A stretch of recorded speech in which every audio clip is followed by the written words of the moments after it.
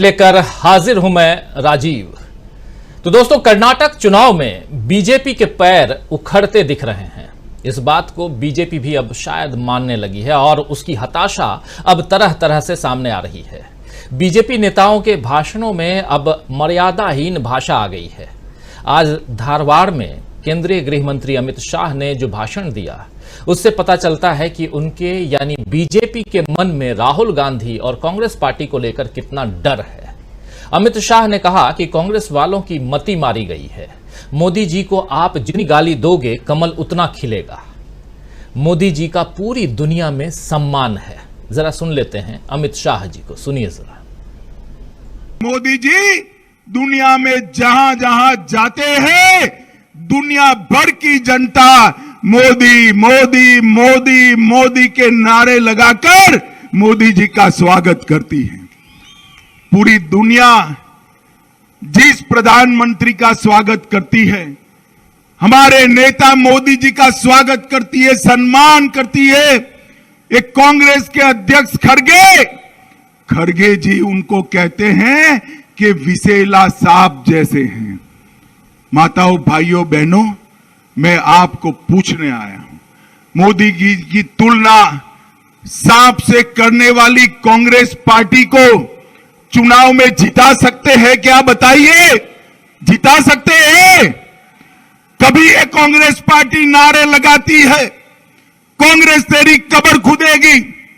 सोनिया गांधी जी कहती है मौत का सौदागर, प्रियंका गांधी कहती है नीची जाति के लोग, और ये कहते हैं विसेला सांप। अरे कांग्रेस वालों, आपकी मति मारी गई है, मति मारी गई है। मोदी जी को जितना भी गाली बोलोगे, कमल इतना ही अच्छे से खिलकर बाहर आने वाला है।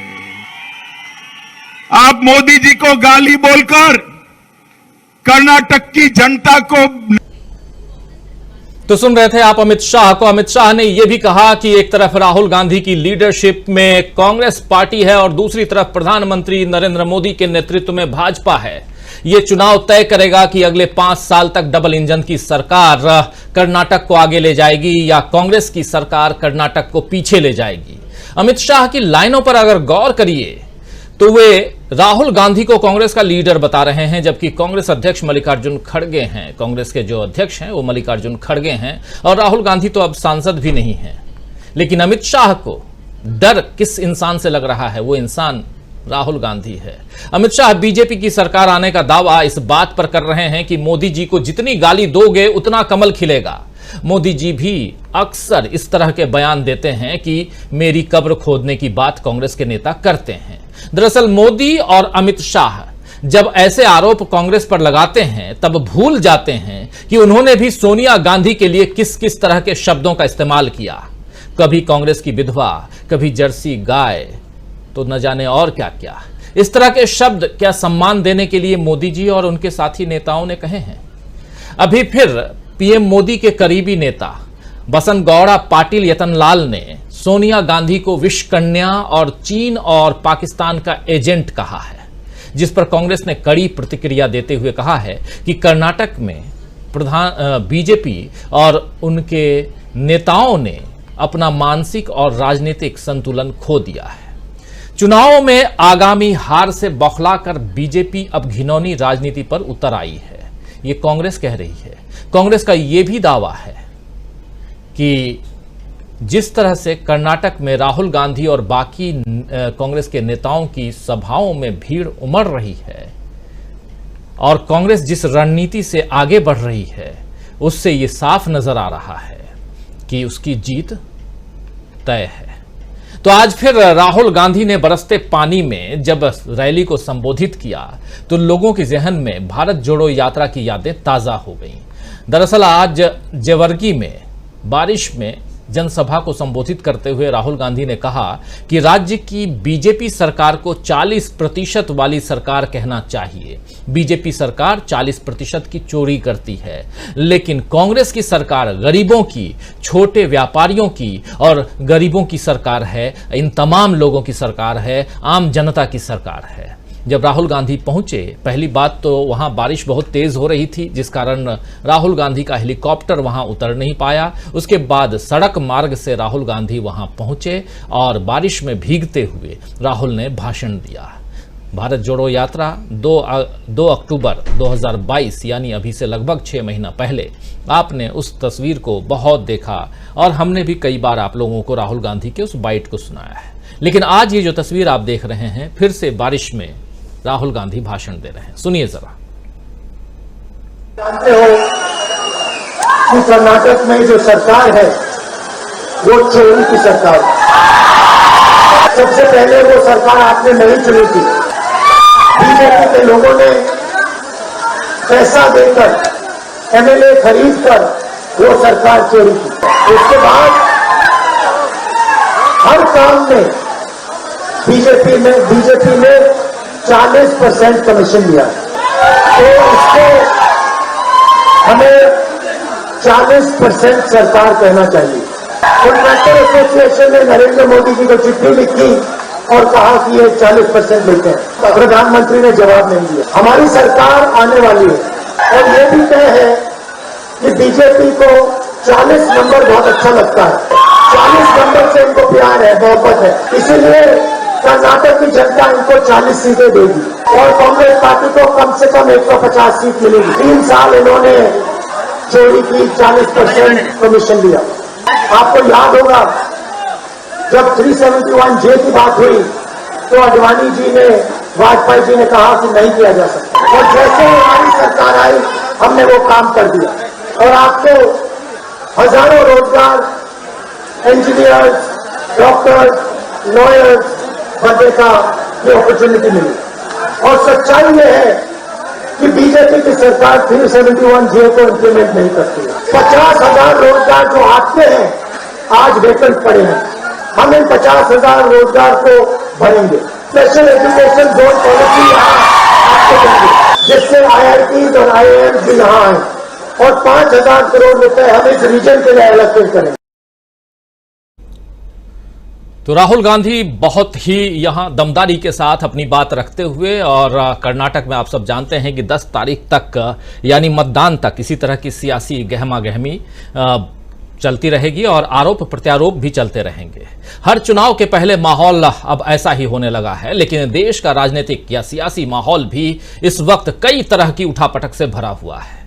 जरा इससे इतर आप देखें, और खासकर जहां बीजेपी का शासन है वहां इंसाफ को लेकर कई तरह के सवाल खड़े हो रहे हैं। यूपी में माफिया अतीक और उसके भाई अशरफ की सरेआम हत्या कर दी जाती है और उस हत्या पर आज सुप्रीम कोर्ट ने सवाल उठाते हुए रिपोर्ट मांगी है।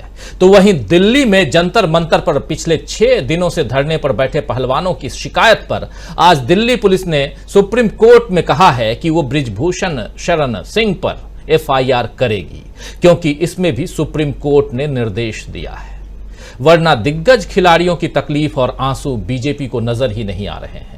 अलबत्ता मोदी जी या बीजेपी शासन पर जो सवाल उठाता है वो जांच एजेंसियों को जरूर नजर आ जाता है।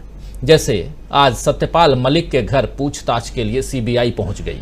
जम्मू कश्मीर के राज्यपाल रहने के दौरान सत्यपाल मलिक ने इंश्योरेंस में जो कथित भ्रष्टाचार का मामला उठाया था, उस मामले में CBI पूछताछ के लिए सत्यपाल मलिक के घर पहुंची। उनको CBI ने जब नोटिस जारी किया था तब सत्यपाल मलिक ने ट्वीट किया था।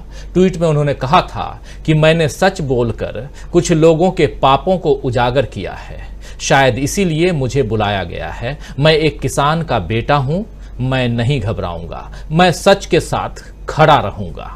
ये सत्यपाल मलिक साहब ने उस समय ट्वीट किया था जब CBI का आदेश आया था और CBI वाले आज उनके घर पे पहुंचे। तो राहुल गांधी भी इसी तरह सच के साथ खड़े होने की बात कहकर डरो मत का नारा दे रहे हैं। जंतर मंतर पर बैठे पहलवान भी PT उषा और क्रिकेट खिलाड़ियों से यही पूछ रहे हैं कि वो किस बात से डरकर उनका साथ नहीं दे रहे हैं। कुछ ऐसे खिलाड़ी हैं, कुछ तो आ गए साथ देने के लिए, जैसे सहवाग आ गए, वीरेंद्र सहवाग, धुआंधार बैटिंग करने वाले, और 83 का वर्ल्ड कप जिताने वाले कपिल देव साहब भी आ गए साथ देने। लेकिन कहां है भारत रत्न सचिन तेंदुलकर और उनके साथ खेलने वाले कई सारे क्रिकेट खिलाड़ी। कहां हैं आज के भारतीय टीम के कप्तान? कहां हैं इसी दिल्ली के सांसद, वो भी क्रिकेट के खिलाड़ी, गौतम गंभीर? ये सब कहां हैं? ये कुछ नहीं बोल रहे हैं, चुप्पी क्यों साधे हुए हैं? खैर, कुल मिलाकर देश में किस तरह का सियासी माहौल बना हुआ है कि एक तरफ डराने की राजनीति चल रही है और दूसरी तरफ बेखौफ होकर सच का साथ देने की हिम्मत दिखाई जा रही है। इस हिम्मत को देखकर क्या बीजेपी हताश हो रही है? और उसी हताशा में बिगड़े बोल निकल रहे हैं। और ये जब बिगड़े बोल निकलेंगे तो इस पर भी आज एक डायरेक्टिव आया है सुप्रीम कोर्ट से ही। कहा गया है कि जिन जिन राज्यों में अगर कोई हेट स्पीच देता है तो उसको स्वतः संज्ञान लेते हुए, उसकी कोई शिकायत करे या ना करे, सरकारों को स्वतः संज्ञान लेकर एफआईआर दर्ज करना होगा। यह आज डायरेक्टिव है सुप्रीम कोर्ट से। तो दोस्तों, सवाल यह उठता है कि क्या बिगड़े बोल की सियासत में बीजेपी फंस गई है? आइए चर्चा की शुरुआत करते हैं। चर्चा में कुछ साथी हमारे साथ जुड़े हुए हैं, उन सबसे आपका परिचय करवाता हूं। इस वक्त देखिए 6 वरिष्ठ साथी हमारे साथ जुड़े हुए हैं। प्रोफेसर अखिल स्वामी जी हमारे साथ हैं, हमारे साथ मीनू जी हैं, हमारे साथ धनंजय कुमार जी हैं, प्रशांत टंडन जी हैं, हमारे साथ दीपक पाचपोर जी हैं और अमलेंदु उपाध्याय जी हैं। आप सबका स्वागत करता हूं और स्वागत इस्तकबाल आप तमाम दोस्त साथी शुभचिंतक आप सबका जो अब तक जुड़ चुके हैं, जुड़ने वाले हैं। बहुत बड़ा दिन देश की सियासत के लिए तो बड़ा दिन चल ही रहा है, रोज है। 2024 तक रहेगा। जो चाह रहे हैं कि 2024 में मोदी जी फिर से आए, उनके लिए भी बड़ा दिन। जो चाह रहे हैं कि 2024 में मोदी जी चले जाएं, उनके लिए भी। तो रोज एक एक दिन रोज आप गिन करके निकाल रहे हैं, लेकिन साथ साथ सुप्रीम कोर्ट से कुछ आस लगी है।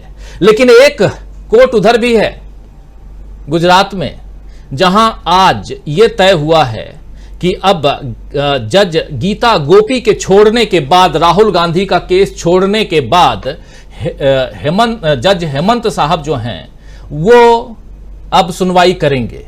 लेकिन ये जज साहब जो हैं वो जब प्रधानमंत्री नरेंद्र मोदी गुजरात के सीएम थे तो उनके सरकारी वकील रहे, और जब प्रधानमंत्री नरेंद्र मोदी दिल्ली आ गए प्रधानमंत्री बन के, तो वो दिल्ली से संबद्ध हो गए। अब वही सुनवाई करेंगे राहुल गांधी के केस पर और कल सुनवाई करेंगे। तो समझ सकते हैं कि जज साहब जो हैं, और 2 साल से अभी जज हुए हैं। बस खबर है आप तक पहुंचा रहा हूं। आना चाहता हूं सीधा प्रोफेसर अखिल स्वामी जी आपके पास। देश की बेटियों को इंसाफ मिल रहा है और उनको ये उम्मीद है, लेकिन उनका कहना है, यानी जंतर मंतर की खबर बता रहा हूं, उनका कहना है कि जब तक एफआईआर ना हो जाए, सांसद महोदय जब तक अपनी सांसदी से इस्तीफा ना दे दें और जब तक वो गिरफ्तार ना हो जाएं, तब तक हम इसी जंतर मंतर पर डटे रहेंगे।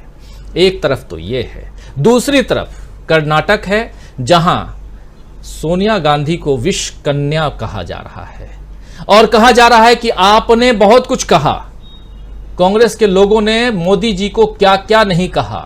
लेकिन दिक्कत यह है स्वामी जी कि कांग्रेस के लोग अगर चूं करते हैं तो चर्चा खूब हो जाती है। वो शेर है ना कि हम आह भी भरते हैं और वो कत्ल भी करते हैं। तो ये बात वही है। आगे कुछ नहीं कहूंगा, चर्चा आपके तरफ ले जाना चाहता हूं, किस रूप में आप देखते हैं? देखिए राजीव जी, हमारे धर्म में जब नवदुर्गे की पूजा होती है और हम लोग 9 दिन का व्रत रखते हैं, कन्याओं के पैर पूजते हैं, उनको देवी का रूप मानते हैं, उनके चरण छूते हैं। बुजुर्ग होने के बावजूद, बुढ़ा होने के बावजूद मैं बेटियों के, छोटे बेटियों के पैर छूता हूं, क्योंकि वो हमारी देवी के रूप में हैं। और राजीव जी, दूसरी बात यह कि कल मैं जंतर मंतर, बुढ़ा आदमी, वृद्ध शिक्षक, कल जंतर मंतर जाऊंगा, उन बेटियों को आशीर्वाद दूंगा, पास नहीं पहुंच जाऊंगा, दूर से आशीर्वाद दूंगा और उनका साहस बढ़ाऊंगा कि मैं बुजुर्ग तुम्हारे साथ हूं, अपनी पत्नी के साथ जाऊंगा। दूसरी बात। तीसरी बात यह है, देखिए वास्तविकता में जिस प्रकार से ये किसको मोदी जी को कह दिया, सोनिया गांधी को क्या कह दिया, ये सब बातें हैं बेकार, क्योंकि ये लोग देवी नहीं है, ये नारी नहीं है। ये वो सोनिया जी तो नारी हैं। राजनीति में एक दूसरे के खिलाफ आरोप प्रत्यारोप लोग करते आए हैं। जिस प्रकार से ये आरोप प्रत्यारोप होते हैं, लेकिन जिस प्रकार से ये बेटियां बैठी, और सुप्रीम कोर्ट का मैं बिल्कुल शुक्रिया अदा करता हूं कि सुप्रीम कोर्ट ने एफआईआर दर्ज करने की आदेश दिया है और इसके बाद मेरी मांग है, जो बेटियों की मांग है, बच्चियों की मांग है, ब्रजभूषण शरण सिंह को तुरंत अरेस्ट किया जाए। आप कल्पना कीजिए राजीव जी, अगर यह आरोप मुझ पे लगा होता या आप पे लगा होता, अगर झूठा आरोप भी लगा होता, हम घटना स्थल पे न भी होते और हम पे आरोप लगा होता, एक लड़की भी अगर आरोप लगा देती, हम जेल के अंदर होते। एक व्यक्ति पे 8 लड़कियां, जिसमें एक लड़की नाबालिग है, वो आरोप लगा रही है। कानून प्रदत्त अधिकारों के तहत अधिकार है कि एफआईआर तुरंत पुलिस दर्ज करे।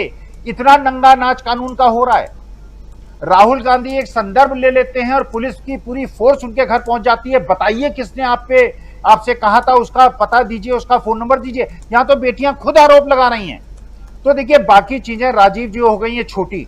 यह है भारतीय समाज की, हमारे सनातन धर्म की और देश की अस्मिता का प्रश्न।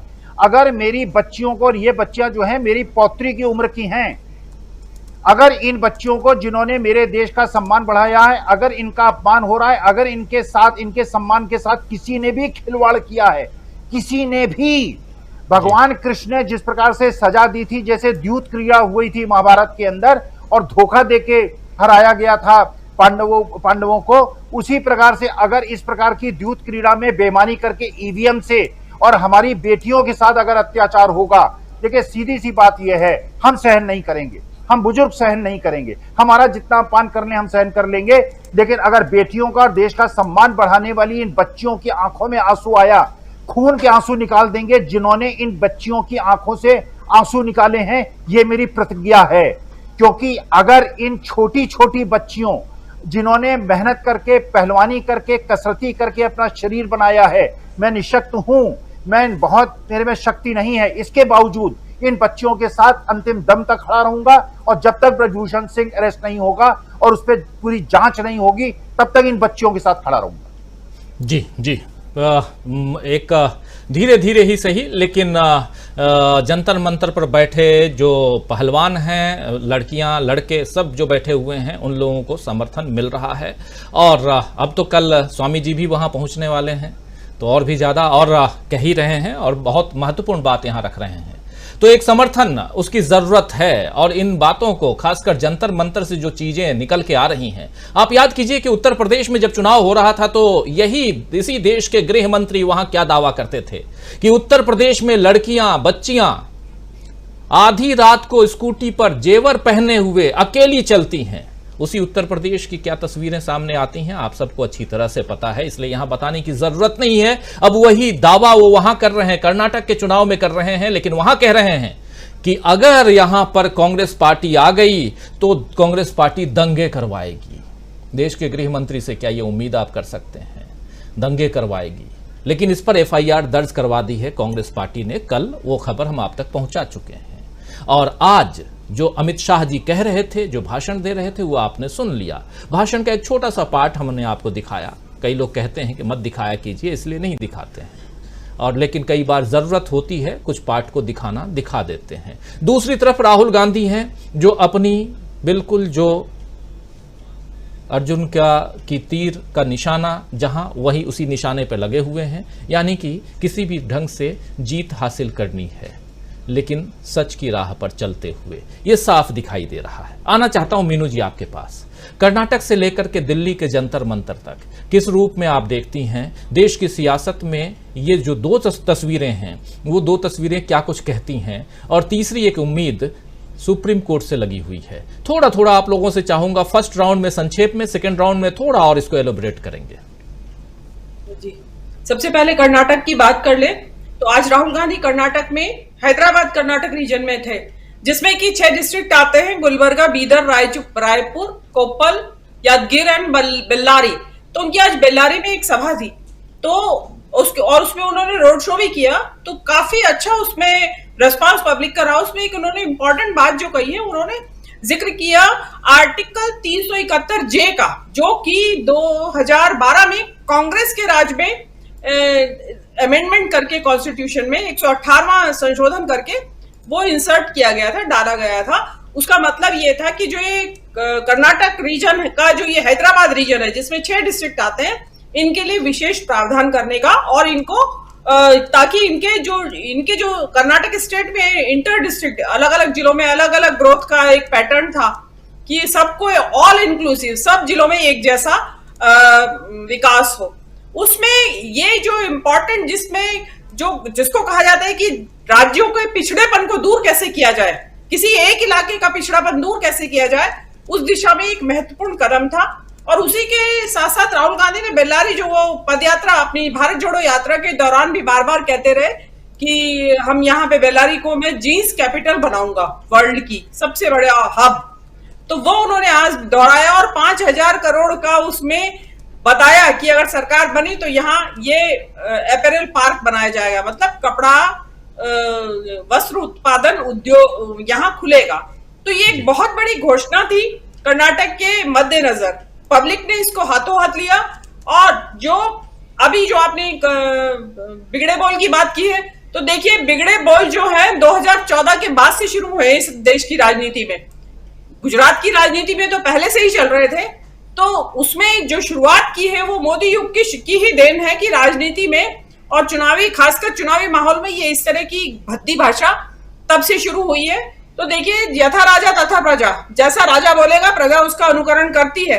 तो लोग सीख जाते हैं कि आप भद्दी बात कर रहे हैं तो आपकी प्रजा भी, विपक्षी दल भी आपकी प्रजा ही है प्रधानमंत्री की, तो उनको तैयार रहना चाहिए, बैकलैश आएगा। अब इसमें लेकिन जो बीजेपी के लोग हैं वो उनका तो कोई पैमाना ही नहीं है कि किस हद तक गिर जाएंगे। तो ये चीज चल रही है, लेकिन देश की लोकतंत्र के लिए और देश की राजनीति की शुचिता के लिए ये एक अच्छी बात नहीं है। इसके बाद मैं महिलाओं के ऊपर आऊंगी। जो महिला पहलवान है, स्वामी जी तो बहुत दिन से लगातार एक तरह का क्रूसेड चलाए हुए हैं इस मुद्दे पे, उसके लिए इनका बहुत बहुत धन्यवाद कि एटलीस्ट मतलब उन्होंने आगे बढ़ के इसके बारे में अपनी बात को बार बार पुरजोर तरीके से कहते रहे। अब इसमें महिलाओं वाली जो बात थी, इसमें देखिए अल्टीमेटली आप जिसका काम है एग्जीक्यूटिव का इन ब्रजभूषण शरण सिंह के खिलाफ FIR दर्ज करना, वो सोई पड़ी है। लड़कियों को जो 3 महीने पहले एक लॉलीपॉप थमा दिया गया है कि जी कमेटी बना दी गई है और आप उसके बाद हम आपसे ये करेंगे, इसकी रिपोर्ट देंगे और बातचीत करेंगे, कुछ इसका हल निकालेंगे। कुछ नहीं हुआ और होना भी नहीं था। अल्टीमेटली सड़क पे दोबारा बैठना पड़ा उन महिला पहलवानों को। और अब जो है सुप्रीम कोर्ट के, मैं heads off to just CJI Chandrachud कि उनके प्रयत्नों से आज 2 काम हुए। एक तो इन महिला पहलवानों की सुध ली है सुप्रीम कोर्ट ने और बहुत अच्छा सराहनीय कदम उठाया है जी। और दूसरा जो उन्होंने हेट स्पीच के खिलाफ किया है कि भाई हेट स्पीच के जो आपने डिटेल बता ही दी है, तो ये देखिए इसमें अब जो राज्य सरकारें हैं उनके पुलिस फोर्स के ऊपर डिपेंड करेगा कि वो हेट स्पीच किसको मानती है किसको नहीं। तो अब अंदाजा लगा लीजिए कि कौन से राज्यों में हेट स्पीच पे एक्शन लिया जाएगा, FIR दर्ज होगी और कौन से राज्यों में नहीं होगी। लेकिन फिर भी something is better than nothing. कुछ तो हुआ है कि हेट स्पीच, और क्योंकि कोर्ट ने कहा है हम कंटेम्प्ट ऑफ कोर्ट मानेंगे, कि हम उसको कंटेम्प्ट ऑफ कोर्ट मानेंगे कि अगर आपने इस पे FIR दर्ज नहीं की। तो जैसे राजीव जी मैंने आपके प्रोग्राम में 2-3 बार कह चुकी है कि मुझे इस CJI चंद्रचूड़ के ऊपर बहुत भरोसा है, ये जरूर। और इन्होंने आज अपने भरोसे को हमारे भरोसे को कायम रखा है जनता के, और आगे भी रखेंगे। जी राजीव जी, इस राउंड में यही कहना है। प्रशांत Tandon ji, CJI chief justice of India DY Chandrachud साहब बहुत चर्चा में हैं और साथ साथ चुनाव तो है ही। उत्तर प्रदेश से लेकर दिल्ली तक चर्चा इसकी भी है कि अतीक को आखिर आपने एम्बुलेंस में आप हॉस्पिटल तक क्यों नहीं लेके गए, एम्बुलेंस आप हॉस्पिटल के गेट पर क्यों छोड़ दिए। जवाब दो भाई, योगी सरकार। और उसी योगी सरकार में एक महा ठग पकड़ाता है और उसकी चर्चा पिछले 3-4 दिनों से खूब चल रही है, आप सब जान रहे हैं। शेरपुरिया की बात कर रहा हूं मैं। लेकिन एक तो वो कहानी CJI साहब जो कर रहे हैं वो तो है ही, और एक डर एक भय महाराष्ट्र में भी लगा हुआ है। उसकी चर्चा जब आएंगे धनंजय जी के पास तब करेंगे, क्योंकि कुछ मामला इधर सुप्रीम कोर्ट में आज भी था और सुप्रीम कोर्ट में भी लगातार है। तो धनंजय जी के पास जब आएंगे उस पर चर्चा करेंगे। लेकिन एक ओवरऑल ओपनिंग कमेंट आपसे, कर्नाटक से लेकर के यहां दिल्ली तक, जंतर मंतर तक और वाया सुप्रीम कोर्ट। जी, दो तीन बातें हैं राजीव जी। एक तो ये कि देखिए, अगर 21वीं सदी में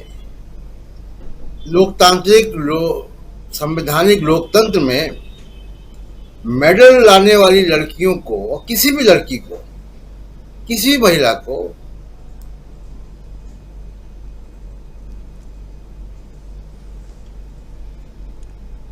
प्रशांत टंडन जी को लेकर आइए जरा स्क्रीन पे। लोकतंत्र के लिए नहीं हो सकती है, तो ये एक बहुत ही शर्म की बात है देश के लिए। भारत का संविधान डिग्निटी की बात करता है, बराबरी की बात करता है, न्यायप्रियता की बात करता है। और आप देखिए कि जो ब्रजभूषण शरण सिंह है वो कौन है? 40 मुकदमे उनके ऊपर। टेलीविजन कैमरे के सामने वो कह चुके कि मैंने एक हत्या की है। और अगर पुलिस, दिल्ली पुलिस, जैसा प्रोफेसर अखिल स्वामी कह रहे थे कि वो ट्रक भर के पहुंच गए राहुल गांधी घर कि जम्मू कश्मीर की महिलाओं ने क्या बीती सुनाई आपको। और इसमें दूसरी बार ये लड़कियां धरने बैठी, और उसके बाद भी अगर दिल्ली पुलिस अपने आप एफआईआर नहीं कर रही है, तो इसका मतलब है कि ब्रजभूषण शरण सिंह को कोई बड़ा आदमी बचा रहा है, उसके पीछे कोई बड़ा हाथ है। जिस तरीके से बयान आ रहे हैं पूर्व खिलाड़ियों के, जिस तरीके से दिल्ली पुलिस को सुप्रीम कोर्ट जब कहेगा तब वो एफआईआर करेगा, तो जाहिर सी बात है कि ब्रजभूषण शरण सिंह के ऊपर कोई बहुत ताकतवर हाथ है पीछे। इतना ताकतवर कोई कैसे हो गया कि देश भर का मीडिया दिखा रहा है और दूसरी बार धरने बैठना पड़े, इतने लोग बोल रहे हैं, इतना उसमें लिखा जा रहा है, दिखाया जा रहा है, और उसके बाद भी दिल्ली पुलिस एफआईआर नहीं कर रही है। यहाँ तो हम पुलिस का हालत ये देख रहे हैं कि गुवाहाटी से पुलिस आती है और वो असम और गुजरात से जिग्नेश मेवानी को उठा के ले जाती है। दिल्ली पुलिस के भी तमाम कारनामे हम लोग देखते रहते रोजाना जी। तो और दूसरी बात राजीव जी कि सुप्रीम कोर्ट की ऑलरेडी गाइडलाइंस हैं, और वो गाइडलाइन क्या है? गाइडलाइन है कि महिला जब कोई कंप्लेंट करेगी उसकी एफआईआर होगी, बिना इंक्वायरी के एफआईआर होगी, उसकी टेस्टिमनी के आधार पर एफआईआर होगी, उसका कोर्ट प्रोसीडिंग इन कैमरा होगा, यानी बंद कमरे में होगा, एक्यूज के सामने वो लाई जाएगी, अगर तो स्क्रीन लगाया जाएगा ताकि आंखें ना मिले, ताकि वो निडर होकर अपनी बात कह सके। इतना तो सुप्रीम कोर्ट की इस तरीके की तमाम सारी गाइडलाइंस हैं। लेकिन क्यों हो रहा है ये? हमारे सिस्टम में कहीं कोई खामी है। जब भारत का प्रधानमंत्री अगर किसी प्रोफेसर की लड़की की आत्महत्या की चिट्ठी पर, सुसाइड नोट पर चुटकुला सुनाता है, तो उस देश की पुलिस ऐसे ही करेगी। इसमें कोई बहुत आश्चर्य नहीं होना चाहिए जी। अगर हम आज सुप्रीम कोर्ट ने हेट स्पीच की बात की है, अगर आप हेट स्पीच केवल प्रधानमंत्री की गिनाएंगे तो खड़गे साहब को लेकर बहुत उतावले हैं, तो अगर प्रधानमंत्री की हेट स्पीच गिनाएंगे तो ये नरेंद्र मोदी 2017 के गुजरात के चुनाव में भारत के पूर्व प्रधानमंत्री, भारत के पूर्व सेना अध्यक्ष के ऊपर आरोप लगा चुके हैं कि वो पाकिस्तान के साथ साठगांठ करके गुजरात का मुख्यमंत्री या गुजरात की सरकार बनाने की साजिश कर रहे हैं। इससे बड़ी गलीज और इससे बड़ी हेट स्पीच क्या होगी? बाकी चीजें तो आपने बहुत सारी गिना दी हैं। कर्नाटक में देखिए, मतलब बहुत सारे मीडिया हाउसेस के सर्वे आए हैं नए, और वो नए सर्वे तो बहुत लैंडस्लाइड डिफीट बता रहे हैं बीजेपी की। और देखते हैं वो सर्वे अगर साबित होते हैं सही, तो जाहिर सी बात है कि फिर वो जैसा मैं बार बार कहता रहा हूं कि जो भारत जोड़ो यात्रा का इम्पैक्ट है, सोशल इम्पैक्ट है, वो दिखाई देगा। और वो सोशल इम्पैक्ट अगर दिखाई देगा, अगर ये सर्वे सही हो रहे हैं, तो आप उससे आपको एक अंदाज मिलेगा कि 2024 किस तरफ जा रहा है। तो इस वक्त अभी इतना ही राजीव जी बिल्कुल, 2024 किस तरफ जा रहा है वो अंदाजा कर्नाटक से लगाया जा सकता है, लेकिन कर्नाटक से पहले महाराष्ट्र है। महाराष्ट्र किस तरफ जा रहा है ये भी समझने की जरूरत है। 2024 में महाराष्ट्र का रोल क्या है ये बताने की जरूरत नहीं है, क्योंकि बड़े राज्यों में से एक जहां 48 सीटें कम नहीं होती, और वहां अगर आज की परिस्थितियों में हम देखें कि सुप्रीम कोर्ट की तरफ महाराष्ट्र की अभी जो वर्तमान सरकार है उसकी निगाहें टिकी हुई हैं, तो आप समझ सकते हैं। साथ साथ जब शिंदे सेना ने, शिवसेना ने, जो शिंदे गुट की शिवसेना है, उसने ये बोला कि ये जो सामान है, जो धन संपत्ति है शिवसेना ओरिजिनल की, वो मुझे दे दिया जाए, तो क्या डायरेक्टिव और क्या सवाल आया है, क्या सवाल पूछे गए हैं, ये सब अभी बताएंगे धनंजय जी। लेकिन उसके अलावा धनंजय जी, थोड़ा सा आपसे समझना चाहूँगा कि कर्नाटक में जो हो रहा है, जो दिल्ली में हो रहा है, जो सुप्रीम कोर्ट में चल रहा है, इसके क्या सियासी मायने निकाले जाएं? देखिए, सुप्रीम कोर्ट ने तो कह दिया है कि भाई आपका किसी पे अधिकार नहीं है, वो अधिकार जो है उद्धव ठाकरे की शिवसेना है उस पर। फिर आपका एक और सवाल का जवाब दे दूं कि 2024 जो है महाराष्ट्र किधर जा रहा है। महाराष्ट्र जनतंत्र की तरफ जा रहा है, संविधान की तरफ जा रहा है। सुप्रीम कोर्ट का जो भी फैसला आना है, आने के बाद देखिएगा जनतंत्र दिखाई पड़ेगा। मोदी मीडिया जिस तरह से शरद पवार को लेकर के हंगामा खड़ा कर रहे हैं या अजित पवार को लेकर के, वो भ्रम क्रिएट करने की बात है। लेकिन सच ये है कि शिंदे और फडणवीस में ही गड़बड़ चल रही है, और बात ये चल रही है कि फडणवीस ही मुख्यमंत्री बनने वाले हैं। लेकिन मुख्यमंत्री तो तब बनेंगे जब वहां से वर्डिक्ट आएगा। अभी सुप्रीम कोर्ट से पता चला कि वो कहावत है ना, सर मुंडाते ही ओले गिरे, तो ओले गिरे हो न जाए कहीं कि अभी आप मुख्यमंत्री पद की शपथ ली और सुप्रीम कोर्ट से आ गया कि जो है विधायक अयोग्य है। अब जो बात कर रहे हैं कर्नाटक की, तो कर्नाटक की बात तो स्पष्ट है। कर्नाटक की जनता ने फैसला सुना दिया है, अभी वोटिंग होना बाकी है। लेकिन जो वहाँ का माहौल दिख रहा है उसमें हताशा जो दिख रही है बीजेपी की तरफ, उसमें जो जिस तरह से अमित शाह जी बोल रहे हैं कि फिर से वो आ गया है मुद्दा कि अपमान किया, और मोदी जी को जितना आप जो है अपमानित करोगे उतना ही ज्यादा वोट गिरेंगे, कमल खिलेंगे। लेकिन मैं कहूं कि जो है अमित शाह जी जो गिना रहे थे वहां की जनता को, जनता उनके गिनाने से ज्यादा गिन चुकी, और जनता गिन रही है कि खड़गे साहब क्या बोले सही है, सोनिया जी क्या बोली वो भी सही है, लेकिन दुनिया क्या बोल रही है वो भी सही है। मोदी मोदी दुनिया कर रही है। हम तो देख रहे थे कि रसिया के रसिया की सेना जब अटैक कर रही थी यूक्रेन पे, तो वहां यूक्रेन की सेना भी मोदी मोदी करके जवाबी कार्रवाई कर रही थी। अब फिर बात आती है कि भाई अमित शाह जी ये भी बताइए कि सत्यपाल मलिक जी क्या बोल रहे हैं। सत्यपाल मलिक जी का बोलना तो बहुत मुखर है, पूरी जनता सुनना चाह रही है, सीबीआई भी जानना चाह रही है कि सत्यपाल मलिक जी क्या हुआ, जरा सुनाइए। तो जनता को भी सुनाइए अमित शाह जी, गृह मंत्री है आप। ठीक है, जब गृह मंत्री थे राजनाथ सिंह तब ये घटना हुई थी, लेकिन राजनाथ सिंह तो चुप्पी साध गए।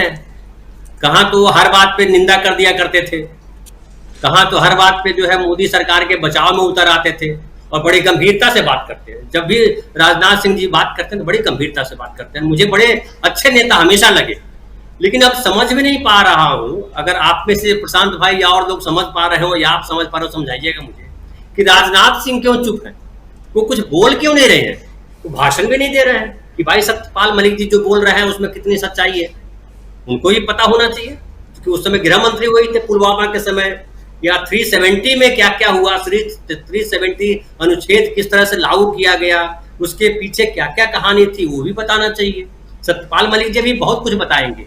मुझे लगता है राजीव जी एक और इंटरव्यू करना पड़ेगा हमारे प्रशांत भाई को सत्यपाल मलिक जी का। जब सीबीआई पूछ करके जाएगी तब ये सवाल भी उठेगा कि सीबीआई ने क्या क्या पूछा, और जब सीबीआई ने क्या क्या पूछा जब बताएंगे सत्यपाल मलिक, फिर जनता सही तरीके से पूछेगी, क्योंकि उसके बाद चुनाव मध्य प्रदेश में होगा, छत्तीसगढ़ में होगा, राजस्थान में होगा, तो जनता तो हर जगह सवाल पूछेगी।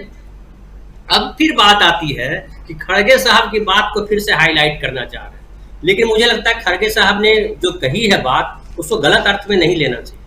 उन्होंने कहा, एक बात करके खत्म करूं, उन्होंने कहा है कि जो है नाग की तरह, तो नाग तो यहाँ देवता माने गए, और हमारे धर्म में जो हिंदू धर्म के प्रचारक हैं, ये सब हिंदू धर्म की रक्षा के लिए राजनीति में आए हैं, उनको तो मालूम होना चाहिए कि ये नाग पे ही धरती टिकी हुई है। तो मोदी जी इतने महान है कि वो धरती टिकाए हुए हैं, ये तो बड़ी अच्छी बात है। इसको बुरे अर्थ में क्यों ले रहे हैं? इसको तो मैं होता तो मैं तो बड़े अच्छे अर्थ में लिखता कि अरे प्रभु आपने मुझे शेषनाग कह दिया, आपने शेष कहना भूल गया, तो लीजिए मैं शेष जोड़ लेता हूँ और मैं शेषनाग हूँ, ऐसा कहना चाहिए। लेकिन ये आपका जो एक शेर आपने शुरुआत की थी उसको फिर छोड़ दिया। मैं कंप्लीट कर दूं, अकबर इलाहाबादी जी का शेर है वो, और अकबर इलाहाबादी बेचारे इलाहाबादी जी का नाम इलाहाबाद बदल दिया, अतीक की चर्चा हो रही है इलाहाबाद के नाम पे। खैर, तो वो शेर था कि हम आ भी करते हैं तो हो जाते हैं बदनाम, वो कत्ल भी करते तो चर्चा नहीं होता। तो ये जो है, लेकिन अभी जो है कत्ल तो छोड़िए, अभी चर्चा हो रही है, और गवाह जो है वो चाहे ब्रिजभूषण शरण सिंह के गवाह हो, या जो है राम माधव जी के गवाह हो, या जो है पुलवामा के गवाह हो, वो सारे गवाह धीरे धीरे करके बाहर आएंगे, क्योंकि ब्रांड मोदी की जो चमक है वो फीकी पड़ गई है। ईडी सीबीआई की जो धमक है वो कमजोर पड़ गई है। अब ईडी सीबीआई की धमक से काम नहीं चलने वाला है, क्योंकि सुप्रीम कोर्ट में बैठा हुआ जो जज बैठा हुआ है वो संविधान और जो जनतंत्र है उसकी बात को स्थापित करने के लिए तैयार बैठा है कि हम हर हाल में संविधान को और जनतंत्र को स्थापित करके रहेंगे, क्योंकि कस्टोडियन भी कहा जाता है न्यायालय को। तो न्यायालय अपनी मूल भूमिका में है। अब सीबीआई और सरकार और कुछ लोग सरकार में बैठे हुए लोग अगर चाहते हैं कि चीजों को छुपाएंगे, तो अब छुपने वाली नहीं है, क्योंकि तब तो विभीषण एक थे, अभी तो ढेर सारे विभीषण आके खड़े हो गए। कैसे निपटेंगे यार, ये मोदी जी को सोचना चाहिए। जी जी बिल्कुल। राजनाथ सिंह क्यों चुप हैं, आप सवाल कर रहे थे, तो प्रशांत जी के कुछ शब्दों को उधार लेते हुए जवाब है कि शायद उनकी चुप्पी के पीछे भी किसी बड़े आदमी का हाथ है। खैर, आगे बढ़ना चाहूंगा और सीधा डॉक्टर दीपक पाचपोर जी आपके पास। दीपक जी, किस रूप में देखा जाए कर्नाटक, आपसे भी सवाल वही, कर्नाटक में चुनाव और बहुत गहमा गहमी, बिगड़े बोल की सियासत में फंसी बीजेपी कह रहा हूं, यहां लिख रहे हैं हम लोग, इसलिए क्योंकि आज विषकन्या, 2 दिन पहले दंगा, इससे पहले क्या क्या नहीं, लेकिन कल जब सांप की बात, जहर की बात आती है तो पूरा का पूरा कुनबा, पूरा कैबिनेट सामने आ जाता है। फर्क इतना है कि उसको बढ़ाने के लिए साथ में मीडिया है, लेकिन इधर दंगा वर्ड या विषकन्या वर्ड और ऐसे वर्ड्स, ऐसे शब्दों पर प्रतिक्रिया के लिए कोई सामने नहीं आता, मीडिया तो ऐसे भी नहीं। और ये बात खैर कांग्रेस को सोचने समझने की है। आप बताइए क्या कुछ आप देखते हैं। राजू जी, 2014 के बाद से भारत की जो राजनीति है उसमें से सदाशयता और शालीनता, इन दोनों ही तत्वों का पूर्णतः लोप हो गया है। और दुर्भाग्य की बात यह है कि उसका नेतृत्व जो है एक बहुत खराब किस्म की राजनीति, बहुत ही गलीज किस्म की राजनीति का जो निर्माण किया है वो देश की सत्ता चलाने वाली सबसे बड़ी पार्टी ने किया है। ये ज्यादा दुखद बात है और यही सबसे बड़े खतरे की बात है कि उस ताकत, उसके पास इतनी बड़ी ताकत इस समय मौजूद है कि वो अपनी खराब से खराब चीजों को लोगों पर थोप सकती है, लाद सकती है, लेकिन हर अच्छी चीजों को कुचल भी सकती है। ये सबसे बड़ा खतरा जो है वो केवल, और मैं जब भी राजनीति पे बात करता हूं तो मैं उसको एक व्यापक सामाजिक परिप्रेक्ष्य में भी देखने की कोशिश करता हूं। आज आप देखिए कि जो पूरा का पूरा सोशल मीडिया है, अब तो थोड़ा बहुत कम हुआ है, लेकिन सोशल मीडिया जो है वो पूरा का पूरा इसी तरह की, जिसको हम कहते हैं हेट स्पीच, हिंसा, नफरत, इन्हीं सब चीजों से भरा पड़ा है। और मुझे जो सबसे बड़ी चिंता है कि आने वाली जनरेशन, चाहे वो राजनीति में रहे चाहे न रहे, उसके ऊपर राजनीति जो है अपने अपने इन खराब विचारों को जिस तरीके से थोप रही है, ये ज्यादा बड़ा खतरा है। यही, और ये जो ओवरऑल जो जिस तरीके की राजनीति की रचना जो है भारतीय जनता पार्टी ने रची है, इसका असर हमें चारों ओर दिख रहा है। आज पूरी की पूरी कुछ चीजों का पूर्णतः विलोपन हो गया है, न केवल शालीनता और सदाशयता का। आप देखिए कि कार्यपालिका का ही विलोपन हो गया है। कार्यपालिका आपको कहीं भी काम करते नजर नहीं आ रही है। हर बात में जो है, अगर सुप्रीम कोर्ट न कोई डायरेक्शन दे या वो कोई संज्ञान न ले या वो कोई आदेश न दे, तो लगता है कि इस देश में कोई चीज आगे बढ़ ही नहीं सकती। ये सबसे बड़ी दुर्भाग्यजनक बात है। अगर कार्यपालिका नहीं है तो क्या आप सोच सकते हैं कि हर व्यक्ति क्या सुप्रीम कोर्ट तक जा सकता है? हमारी प्रक्रिया जो है, कानूनी प्रक्रिया इतनी दुरूह है, इतनी जटिल है कि आप एक सामान्य कोर्ट के नोटिस को भी अगर आप जवाब देने में आपके हमारे हाथ जो है वो कांपने लगते हैं। ये तो बहुत अच्छा है कि इस समय सुप्रीम कोर्ट जो है वो संवेदनशील है। आज के जो तीनों मामले आप देखिए, ये तीनों मामले क्यों हुए हैं, क्यों सुप्रीम कोर्ट तक आए हैं, क्यों सुप्रीम कोर्ट का बोझ बढ़ा रहे हैं? क्योंकि कार्यपालिका ने अपनी भूमिका ही नहीं निभाई। चाहे वो महिला पहलवानों का मुद्दा हो, चाहे अतीक वाला मुद्दा हो, या चाहे ये जो आपका जो तीसरा मामला हो, एक और मामला जिसमें हेट स्पीच के बारे में, हेट स्पीच के बारे में तो बड़ी सीधी सीधी संविधान में, कानून में, सब जगह बहुत सीधा सीधा उसके प्रोविजंस हैं, प्रावधान हैं। लेकिन कार्यपालिका अपनी जब आंख बंद कर लेती है, कानों को बंद कर लेती है, और हेट स्पीच के बारे में ये पिछले आप 5, 7, 8 सालों में देखिए किस कदर बढ़ा है वो, लेकिन कार्यपालिका कोई एक्शन नहीं लेती। तीसरा जो विलोपन हुआ है वो कानून का राज जो है भारत से धीरे धीरे खत्म होता जा रहा है। कानून जो है कुछ लोगों के मुट्ठी में कैद हो गया है। अगर आप सरकार के खिलाफ हैं, आपको न्याय नहीं मिलेगा। आप अगर सामान्य व्यक्ति हैं, आपको न्याय नहीं मिलेगा। आप महिला हैं, दलित हैं, कमजोर वर्ग के हैं, आदिवासी हैं, तो आपके लिए न्याय के दरवाजे इसलिए केवल बंद नहीं है कि न्याय बहुत महंगा हो गया है, इसलिए कि वहां तक पहुंचने का आपका रास्ता ही बंद कर दिया गया है। आप सोचिए कि कृषि कानून में, जब कृषि कानून के खिलाफ जब किसान बैठे थे तो उनको न्याय पाने में कितने तकलीफें हुई थी, कितने लोगों को अपनी जानें गंवानी पड़ी थी। 3 ऐसे कानून अगर उसे ही हटाने में 150-200 लोग मारे जाते हैं सड़कों पर, तो इससे ज्यादा दुर्भाग्यजनक स्थिति और क्या हो सकती है? लोकतंत्र रह कहां गया है?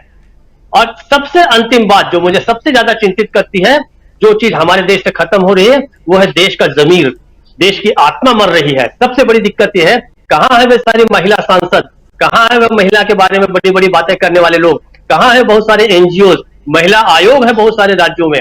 लेकिन अगर उस राज्य की महिला आयोग जहां पर भारतीय जनता पार्टी का शासन है, वो चू तक नहीं करते। वो कब सक्रिय होते हैं?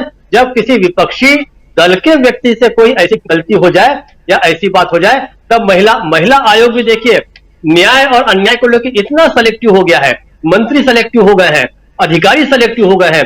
देश की जो आत्मा मर रही है, ये सबसे दुर्भाग्यजनक बात है। आप सारी चीजों को सुधार सकते हैं, सारी चीजें धीरे धीरे पटरी पर लौट आएंगी अच्छा शासन आने पे, लेकिन एक बार अगर देश का जमीर मर गया, देश की आत्मा मर गई, तो वापस इस देश में कानून का राज नहीं बन सकता। जिस न्यायपूर्ण समाज की हमने कल्पना की थी, जो हम स्थापित करना चाहते थे, वो न्यायपूर्ण समाज हमें मिल ही नहीं सकता, क्योंकि आप हर रोज जो है वो न्याय को कुचल रहे हैं। और दुर्भाग्य यह है कि इसकी अगुवाई जो है बहुत खराब अगुवाई है, मतलब उसको कोई श्रेय देना नहीं चाहिए, ये उसको डिस्क्रेडिट है उसको, कि उसको सत्ता उसको प्रश्रय दे रही है इस न्याय को कुचलने की जो प्रक्रिया है उसको। राजीव जी, ये सबसे बड़ा खतरा है। जी बिल्कुल बिल्कुल। बहुत सारी बातें, अलग अलग उसके पहलू, अलग अलग आयाम, उस पर हम चर्चा कर रहे हैं और समझने की कोशिश कर रहे हैं कि देश की सियासत में जो कुछ चल रहा है आखिर उसके पीछे क्या है, कौन सा बड़ा हाथ है। आना चाहता हूं अमलेंदु उपाध्याय जी आपके पास। अमलेंदु जी, कर्नाटक के चुनाव को अब किस रूप में देखा जाए? क्या सब कुछ पैकअप, या 10 दिन में बहुत कुछ होना बाकी है अभी? अब राजीव जी 10 दिन में कुछ नहीं होगा। मुझे लगता है जनता ने जो अपना मूड बना लिया है वो बन चुका मूड। अब चाहे मोदी जी गाली दे किसी को, चाहे मोदी जी गाली खाए, कोई असर पड़ने वाला नहीं है। वैसे भी ये 70 सालों में पहले और आखिरी प्रधानमंत्री हैं जो गली गली जाकर के गाली देते हैं और गली गली जाकर के गाली खाते भी हैं। दोनों काम करते हैं, भूतो न भविष्यति। मतलब ऐसी भाषा का इस्तेमाल प्रधानमंत्री करते ही क्यों है भाई? मतलब अब आप अमित शाह जी कह रहे हैं कि जितनी गाली दोगे मोदी जी को उतना कमल खिलेगा। इसका मतलब जो मुझे लगता है वो षड्यंत्र मोदी जी को गाली दिलवाने का। क्या अमित शाह जी कह रहे हैं कि जितनी गाली मोदी जी को दोगे उतना ही कमल खिलेगा? तो इस तरीके की भाषा का निम्न स्तर राजीव जी जो है, असल में ये निम्न स्तर क्या है? ये भारतीय जनता पार्टी का असली चाल चरित्र चेहरा यही है राजीव जी। क्योंकि अभी तक पूरी बहुमत के साथ सत्ता में आए नहीं थे, तो थोड़े से मुखौटे ओढ़ के रखते थे। जैसे अटल जी को मुखौटा बना के रखा हुआ था भारतीय जनता पार्टी ने, बकौल गोविंदाचार्य, मुख नहीं मुखौटा है अटल बिहारी वाजपेयी। तो अब वो मुखौटे लगाने की कोई आवश्यकता रह नहीं गई है, तो इसलिए वो मुखौटे होता है वो अपने असली रूप में सामने सब आ रहे हैं। तो इसलिए ये सब चलता रहेगा। अब खड़गे जी ने क्या कहा क्या नहीं कहा, लेकिन अमित शाह ने जो है आज वो जबरदस्त तरीके से कन्नड़ अस्मिता का अपमान किया और एक दलित राजनेता का राजनीति अपमान किया। ये दोनों अपमान जो है खड़गे ने आज किए हैं, और मुझे लगता है कि अगर शायद कांग्रेस के लोग इस बात को देखेंगे गंभीरता के साथ कि किस तरीके से कन्नड़ अस्मिता का अमित शाह ने अपमान किया और किस तरीके से एक दलित राजनेता का जो बड़े संघर्षों के बाद उठ करके देश की सबसे पुरानी पार्टी के सर्वोच्च पद तक पहुंचा है, उसका अपमान जो है अमित शाह जी ने किया है। मतलब जितनी अमित शाह की उम्र है उससे ज्यादा तो खड़गे जी का अनुभव है राजनीति का, बस सदन के अंदर का अनुभव है। तो अमित शाह जो है वो क्या है, अपना दुनिया की कौन सी बड़ी तोप है जो किसी के लिए कुछ भी शब्द इस्तेमाल कर लेंगे। मुझे लगता है कि कांग्रेस को इसमें गंभीरता से अपने करना चाहिए, उनका सोचने का मसला है। हम लोग तो सिर्फ इसी पर चर्चा कर सकते हैं और इसी विचार कर सकते हैं कि राजनीति का स्तर जो है किस तरीके से अमर्यादित हुआ जा रहा है, किस तरीके से अमर्यादित भाषा जो है वो राजनीति में इस्तेमाल की जा रही है। ये सब जनता भी देख रही है, ऐसा नहीं जनता नहीं देख रही है, जनता भी इसको बात को समझ रही है। मुझे लगता है कि जनता भी इसको अब देखेगी और समझेगी। अगर जनता को यही पसंद है कि राजनीति के अंदर यही होना चाहिए, इसी तरीके से जो है वो इसी भाषा का इस्तेमाल होना चाहिए, तो जनता भारतीय जनता पार्टी को जिताएगी। और अगर जनता चाहती है कि इस तरह की भाषा का इस्तेमाल ना हो, जनता के मुद्दों की बात हो, उसकी समस्याओं का हल हो, तो जनता को भारतीय जनता पार्टी को कम से कम कर्नाटक में नहीं जिताएगी, क्योंकि जिस तरीके की भाषा वहां इस्तेमाल की जा रही है आज भी वो राजनीति में स्वीकार नहीं। और राजनीति में क्या, अपने परिवार में भी कोई इस तरह की भाषा इस्तेमाल नहीं करेगा तो सुनना नहीं चाहेगा। तो कुल मिलाकर की ये स्थिति है। अब जो जिन बच्चियों की बात हो रही है, राजीव जी, देखिए ब्रजभूषण शरण सिंह की गिरफ्तारी नहीं हुई, मुकदमा भी कायम नहीं हुआ, लेकिन इन लड़कियों के समर्थन में लखनऊ में जो छात्र धरना दे रहे थे उनकी गिरफ्तारी हो गई। तो आप समझ सकते हैं कि कितना अच्छा जो राम राज्य चल रहा है। अब अनुराग ठाकुर कह रहे हैं कि साहब वो जो कमेटी बनी थी उसके सामने ये खिलाड़ी आए ही नहीं, अपनी बात ही नहीं रखी। अरे भाई क्यों जाएंगे वहां अपनी बात रखने के लिए? मुकदमा जो है, मामला जो है वो आपराधिक है, कोई कमेटी के सामने चयन का मुकदमा थोड़ी कमेटी के सामने जाएंगे जी। सवाल दिल्ली पुलिस से कि उसने अभी तक एफआईआर दर्ज क्यों नहीं की, और दिल्ली पुलिस ने अगर एफआईआर दर्ज नहीं की है तो फिर इसका आखिर किसका दबाव था? अब ये भी बात होनी चाहिए कि किसके दबाव में ब्रजभूषण शरण सिंह के ऊपर भी एफआईआर दर्ज नहीं हुई।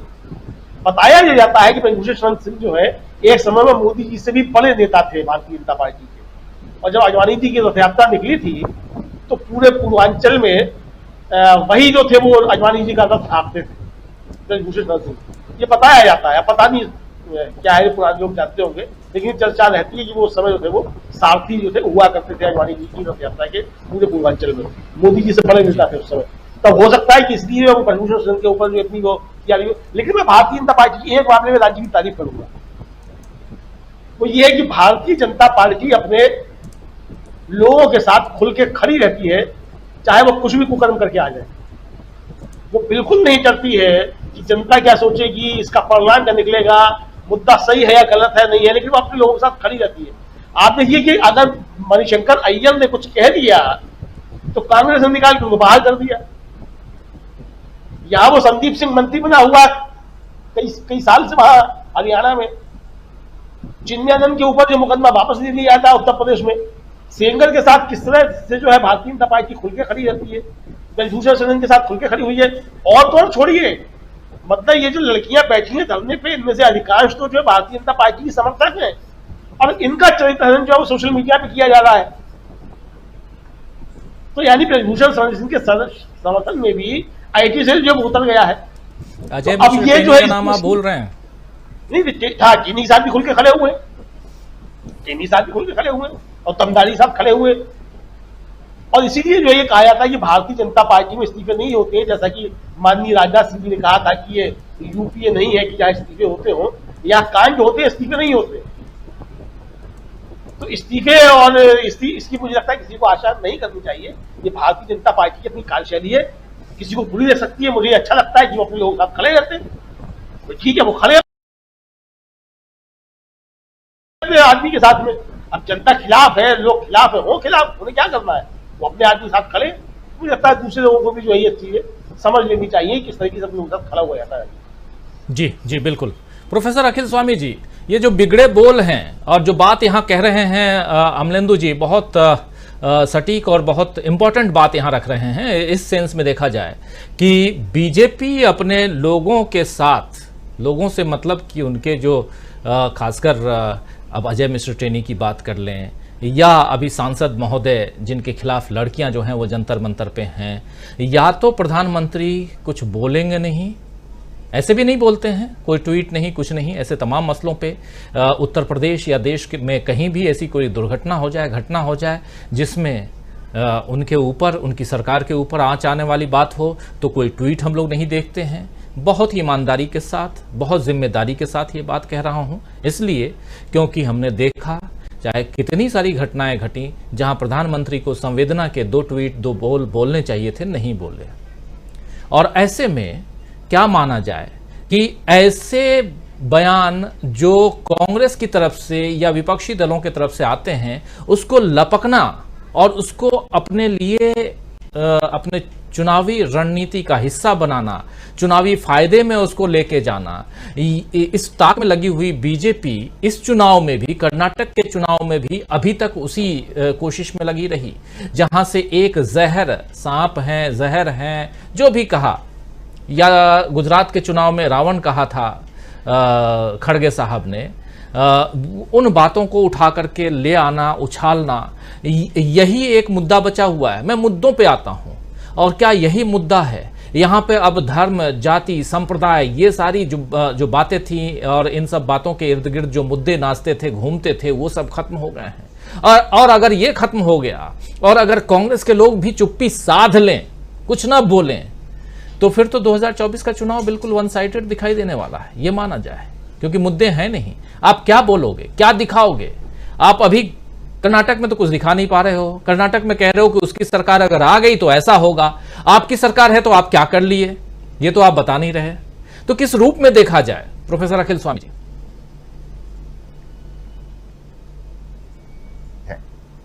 मैं क्षमा याचना के साथ, कल मैंने जो फोरकास्ट किया था कि बीजेपी को 50 सीट नहीं मिलेगी, अब मुझे लगता है उनको 10 सीट भी नहीं मिलेगी। उसका कारण मैं बताता हूं। मेरा सैंपल छोटा है। कोई भी पुरुष जिसकी मां हो, मां तो सबकी होती है, तो पुरुष हो या स्त्री हो तो मां तो सबकी होती है, जो नारी होती है, या बहन हो या बेटी हो, वो इन बेटियों के साथ जो घटना घटी है उसके बाद बीजेपी को वोट नहीं दे सकता। जिसकी मां, बहन, बेटी घर में हो, जो हिंदू समाज और समाज की हमारी जो परंपराएं हैं उसको पालन करता है, वो बीजेपी को वोट नहीं दे सकता। अपनी पत्नी से पूछा, 3-4 महिलाओं से पूछा, तो उन्हें उनका भी छोटा सा सैंपल लिया। कोई भी नारी वोट नहीं दे सकती बीजेपी को, जो देख रही है कि उसकी बच्ची जैसे बच्चियों के साथ अत्याचार हो रहा है। अब दूसरी बात कहता हूं मैं आपसे, एक दुबे जी मारे गए थे, और दुबे जी की भतीजी, मतलब एक ऐसी भतीजे की पत्नी जिसकी शादी 1 महीने पहले हुई थी, खुशी दुबे जिसका नाम था, उसको 2 साल तक बेल नहीं मिलने दी गई थी, जबकि वो शादी होके आई थी। उसकी गुंडागर्दी से, दुबे जी के गुंडागर्दी से उसका कोई लेना देना नहीं था। मैं स्पष्ट कह रहा हूं, अगर दुबे होंगे तो मारे जाएंगे, सिंह होंगे तो नहीं मारे जाएंगे। और वो सिंह नहीं मारे जाएंगे जो ईस्टर्न यूपी के सिंह होंगे, जो वेस्टर्न यूपी के सिंह होंगे, मेरठ बुलंदशहर के, उनको मार दिया जाएगा। मैं स्पष्ट कह रहा हूं, डायरेक्टली नहीं बोल रहा हूं, इनडायरेक्टली बोल रहा हूं, क्योंकि ये बेटियां एक समाज से, जो वो समाज है, राजीव जी, ये वो समाज है जो देश की शक्ति है। ये किसानी करता है, ये हल पकड़ता है, देश को अन्न खिलाता है। आज से 2 साल पहले भी इनको सताया गया था। इनको दिल्ली के चौराहों पे, किनारों पे तारों से बांध दिया गया था। और ये समाज वो है, आर्मी के अंदर सबसे ज्यादा अगर देखेंगे आप, यही समाज है जिनकी ये बेटियां हैं। तो इस समाज के साथ जो अत्याचार हो रहा है, जो किसान वर्ग के साथ, जो कमेरे वर्ग के साथ अत्याचार हो रहा है, उससे बिल्कुल स्पष्ट नजर आता है, जो समाजवादी पार्टी और बाकी लोग आरोप लगाते हैं कि एक स्टेट विशेष और एक वर्ग विशेष को छोड़कर सबके ऊपर अंकुश लगाया जाएगा। देखिए, वास्तविकता में जो कर्नाटक में हो रहा है, कर्नाटका में जो अमलिंदु जी कह रहे हैं, बिल्कुल सही बात कह रहे हैं। खड़गे जी का जिस प्रकार से इन लोगों ने अपमान किया, अमित शाह ने अपमान किया, मैंने सुना अपने कानों से, खड़गे कह के बुलाया उन्होंने पहली बार, फिर खड़गे जी कहा। खड़गे उनके पिता की उम्र के हैं और खड़गे तपे तपाए नेता हैं। उन्हें खड़गे कह के बुला के उन्होंने एक दलित नेता का नहीं, हमारे बुजुर्गियत का, हमारे जो सनातन परंपराएं उसका अपमान किया है, उनको क्षमा याचना करनी चाहिए। खड़गे जी 80 साल के पुरुष हैं जिन्होंने अपने जीवन को तपाया है इस देश के लिए, उन्होंने धूप से तपे हैं। उन्होंने खड़गे कह के उनको पुकारा है, जी नहीं कहा है कि माननीय खड़गे जी नहीं कहा है, वो लीडर ऑपोजिशन है। अमित शाह को उनसे माफी मांगनी चाहिए। ये बात की बात है, सांप कौन है नागनाथ कौन है, लेकिन अमित शाह जो उन्होंने खड़गे जी का अपमान किया है, ये भारतीय समाज का अपमान है। और ये जो बेटियों के साथ हो रहा है, ये उस समाज का अपमान है जो समाज देश के लिए समर्पित है और सबसे ज्यादा समर्पित है। ये उस बेल्ट की बात मैं कर रहा हूं जो हरियाणा, पंजाब, राजस्थान, उत्तर प्रदेश की बेल्ट है। और ये कमेरा वर्ग है, ये मेहनत करता है, ये भीख मांग के नहीं खाता। सेना में सबसे ज्यादा अगर लोग हैं तो इस वर्ग के हैं जिनके बेटियों का अपमान राजीव जी हो रहा है। जी बिल्कुल, जाट कम्युनिटी और हरियाणा के लोग या कुछ दिल्ली में कुछ लोग ये कह रहे हैं कि ये तो कांग्रेस स्पॉन्सर्ड पूरा का पूरा मामला चल रहा है। खैर सोचिए आप, कांग्रेस स्पॉन्सर्ड भी हो तो कोई लड़की अपनी इज्जत की बात लेकर जंतर मंतर पर बैठे, एक नहीं दो बार, और इस बार 6 दिन से बैठी हुई रहे, लड़कियां बैठी हुई रहें, तो फिर क्या कहेंगे? बात तो ज़रूर कुछ ना कुछ है, लेकिन इसमें अगर सियासत दिख रही हो जिन लोगों को, तो वो अपने परिवार में ज़रूर उन्हें झांकना चाहिए, क्योंकि उनके घर में भी माँ, बेटियां, बहन ज़रूर होंगी। खैर आगे बढ़ना चाहता हूं और आना चाहता हूं मीनू जी आपके पास ही। महिलाओं की अस्मिता की बात हो रही है और खासकर महिला पहलवानों को लेकर के, और जो कुछ हुआ है उस पर तो हम चर्चा कर ही रहे हैं और लगातार प्रोफेसर अखिल स्वामी जी उसकी चर्चा यहां ला भी रहे हैं और ज़रूरत भी उसकी है, क्योंकि खिलाड़ियों का एक अलग कहें तो एक वर्ग होता है जो समय समय पर अलग अलग खेल के जरिए हमारे देश के नाम को रोशन करता है। लेकिन उधर हमारे देश के गृह मंत्री कह रहे हैं कि नाम देश का एक ही इंसान रोशन कर रहा है, उसका नाम है नरेंद्र मोदी। उनका दुनिया में कितना सम्मान है अभी सुन लिया आपने। लेकिन उसी सम्मान की बात जब होती है तो खड़गे के बाद खड़गे जी निकलते हैं, पहले खड़गे निकलते हैं। खड़गे ने ऐसा बोला, जिसका जिक्र कर भी रहे थे प्रोफेसर अखिल स्वामी जी। आप लोग सुन चुके हैं, जो साथी बाद में जुड़े हैं मैं दोबारा नहीं सुनाना चाहता हूं, आप रिवाइंड करेंगे, इस कार्यक्रम को पीछे लेके जाएंगे। सबसे शुरुआत में माननीय गृह मंत्री देश के अमित शाह जी की बाइट है, उसको सुन लीजिएगा, आपको सब समझ में आ जाएगा कि देश की राजनीति किस दिशा में जा रही है, किसकी बोली में कितने जहर हैं वो आपको पता चल जाएगा। लेकिन सवाल यहां जहरीले या बिगड़े बोल के नहीं, सवाल यहां सियासत की है का है। और सियासत के सवाल के बीच बात सियासत की, और उसके बीच हम सवाल ये समझना चाहते हैं, जवाब ये चाहते हैं मीनू जी, कि क्या आपको लगता है कि कर्नाटक का चुनाव, जिस सवाल के साथ अमलेंदु जी के पास आया था, उसको थोड़ा चाहूंगा आप आगे बढ़ाइए, एक पैकअप वाले उसमें आ गया है, मोड में आ गया है, क्योंकि जितने भी अभी तक सर्वे आए हैं, सारे सर्वे कोई कम कोई ज्यादा, लेकिन सरकार कांग्रेस बीजेपी की नहीं बनवा रहे हैं। कांग्रेस की सरकार बनवाए ना बनवाए, लेकिन बीजेपी की सरकार वहां नहीं बन रही है, ये सारे सर्वे कह रहे हैं। और ऐसे में कांग्रेस जिस प्रकार मेहनत कर रही है, देखिए आज राहुल गांधी वहां हैं, कल से प्रियंका गांधी फिर 2 दिन के लिए पहुंच रही हैं। 2 दिन पहले प्रियंका गांधी थी, 2 दिन के लिए राहुल गांधी गए, और बिल्कुल उस ढंग से समय का बंटवारा, दिन का बंटवारा हो चुका है।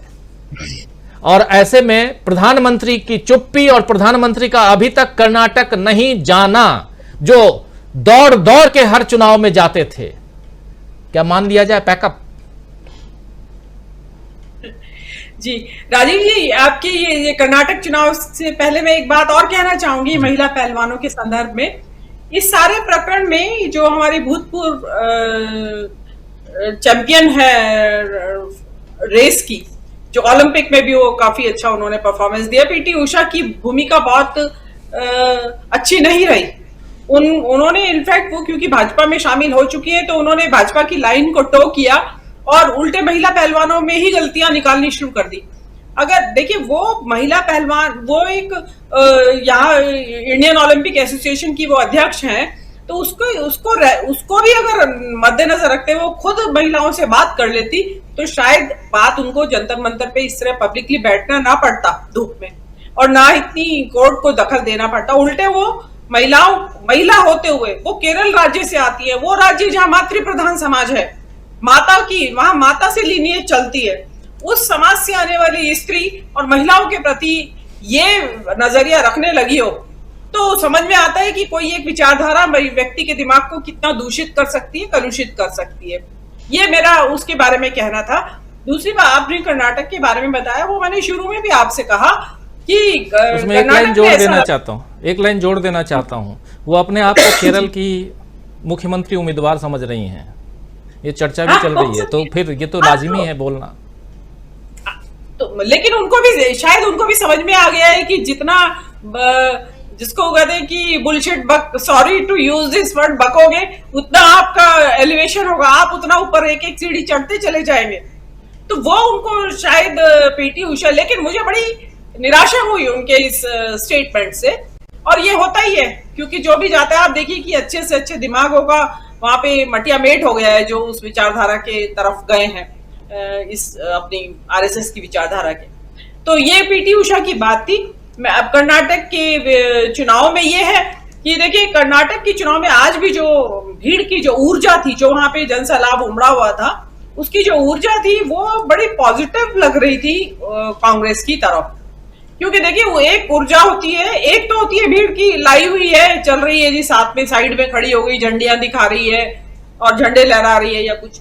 यहाँ पे वो दिल से आवाजें आ रही थी, आप उसमें बैकड्रॉप में सुनेंगे तो लोग नारे लगा रहे हैं, लोग बोल रहे हैं, छतों के ऊपर चढ़े हुए हैं, मतलब कहाँ नहीं चढ़े हुए हैं लोग। एक जिसको कहते हैं कि बहुत जबरदस्त लोगों में उत्साह है, और उसमें लोग राहुल गांधी की भारत जोड़ो यात्रा को भी याद कर रहे हैं, क्योंकि आप याद रखिए बेल्लारी में भी बहुत बड़ी सभा हुई थी उनकी भारत जोड़ो यात्रा के दौरान। तो एक पॉजिटिव इम्पैक्ट। और देखिए, मैं तो ये कहती हूँ कि कांग्रेस जब भी संकट में आई है, कर्नाटक ने हमेशा कांग्रेस को उभारा है संकट से। तो मुझे ऐसा लगता है कि शायद ये तीसरा मौका होगा, पहले इंदिरा जी को, उसके बाद सोनिया जी का, और अब पूरी कांग्रेस को ही शायद एक बहुत बड़ा पुश कांग्रेस से मिलने वाला है। और वो चीजें यहाँ दिखाई भी दे रही है। अभी जैसे आपने अमित शाह जी का बताया, तो अब उनको क्या होता है कि इस तरह के जो गालीबाज होते हैं, उनको जब तक खुद दे रहे हैं गालियां, तो उनको एहसास नहीं होता कि हमारी भाषा कहाँ जा रही है। लेकिन जैसे ही सामने से वापस आता है पत्थर, तो वो बड़ी तेज लगता है उनको। अब देखिए, इसमें what goes around comes around, जो आप फेंकेंगे बाहर वही आपकी तरफ वापस आएगा। और आपको तैयार रहना चाहिए, अगर आप किसी के लिए गंदी भाषा का इस्तेमाल कर रहे हैं, किसी के ऊपर कटाक्ष कर रहे हैं, व्यंग्य कर रहे हैं, तो आपको भी तैयार रहना चाहिए। मैं किसी की आदत होगी और करते होंगे लोग, लेकिन क्या होता है, हम इतने ब्रॉड माइंडेड हैं, मैं इतनी ब्रॉड माइंडेड हूं कि समझती हूं कि सामने इस तरीके से भी कर सकता है, लेकिन ये लोग नहीं समझते। ये इतने आत्ममुग्ध लोग हैं अपने नेता की तरह कि इनको बस अपना ही अपना सूझता है। अब आप देखिए ना, जो प्रशांत जी ने बात की वो आत्महत्या वाले प्रसंग की, मतलब क्या जरूरत थी? एक अर्णब गोस्वामी हिंदी बोल रहा था, तो आपको आत्महत्या का ही प्रसंग मिला था उसमें कोट करने के लिए, और उसमें न केवल अर्णब गोस्वामी अपने दांत दिखा रहे हैं, उस वक्त पूरे भीड़ वहां हंस रही है। मतलब समाज की संवेदनाओं को कुंद कर दिया इस व्यक्ति ने। आप ये देखिए, आप इसी तरह की एक इन्होंने मजाक उड़ाया था डिसलेक्सिया के पेशेंट्स का, उसमें भी इसी तरह, और बच्चे थे वहां, तो स्टूडेंट्स थे, वो भी हंस रहे थे। तो क्या होगा इस देश का, जहां मतलब और बातें करते हैं कि पूछते हैं वो कि कांग्रेस ने क्या किया दिव्यांगों के लिए। अरे जितने भी दिव्यांगों के लिए, जो विकलांगों के लिए जितने भी कानून बने हैं, एक्ट्स बने हैं, वो कांग्रेस के राज में बने, उनमें से अधिकतर बहुत कुछ किया है कांग्रेस ने विकलांगों के लिए। और आपने क्या किया, बस दिव्यांग नाम दे दिया उनको, वो भी बिल्कुल गलत। अगर वो उनका अंग दिव्य ही होते तो वो इतने मोहताज क्यों होते? आप उनकी इंसल्ट कर रहे हैं उनको दिव्यांग कह के। तो ये तो बिल्कुल संवेदनहीनता का स्तर जो है, एक तरफ राजीव जी एक तरफ लड़े क्या इन लोगों से, धर्म के मोर्चे पे लड़े इनसे, समाज के मोर्चे पे लड़े इनसे, भावनाओं के मोर्चे पे लड़े इनसे, कौन से किस किस मोर्चे पे लड़ा जाए? एक पूरी आर्मी चाहिए इनसे लड़ने के लिए। तो जी बिल्कुल, ये तो नाइलाज है, ये लोग इनकॉरिजिबल ऐसे लोग हैं जिनका कोई सुधार हो ही नहीं सकता। जी राजीव जी, संवेदनाएं जब खत्म हो जाएं तो ऐसे बयान, ऐसे चुटकुले सामने आते हैं। लेकिन मीनू जी, आपके बारे में हमारे कई दर्शक पूछ रहे हैं कि आपके पीछे जो बैकड्रॉप था, हम देखेंगे फैज़ साहब का, फैज़ अहमद फैज़ का जो नज़्म आपके की 2 लाइन, 2 शब्द जिसके, वो आपने हटा दिया है। तो कई लोग पूछते हैं कि आखिर मीनू जी ने क्यों हटा दिया। उससे एक आपकी जो छवि है ऐसे भी बहुत अच्छी वो है और उसमें और भी निखार आता है, तो उसको लगा लीजिए। कई मोदी जी के डर से हटा कुछ कहना चाह रही हैं आप मीनू जी?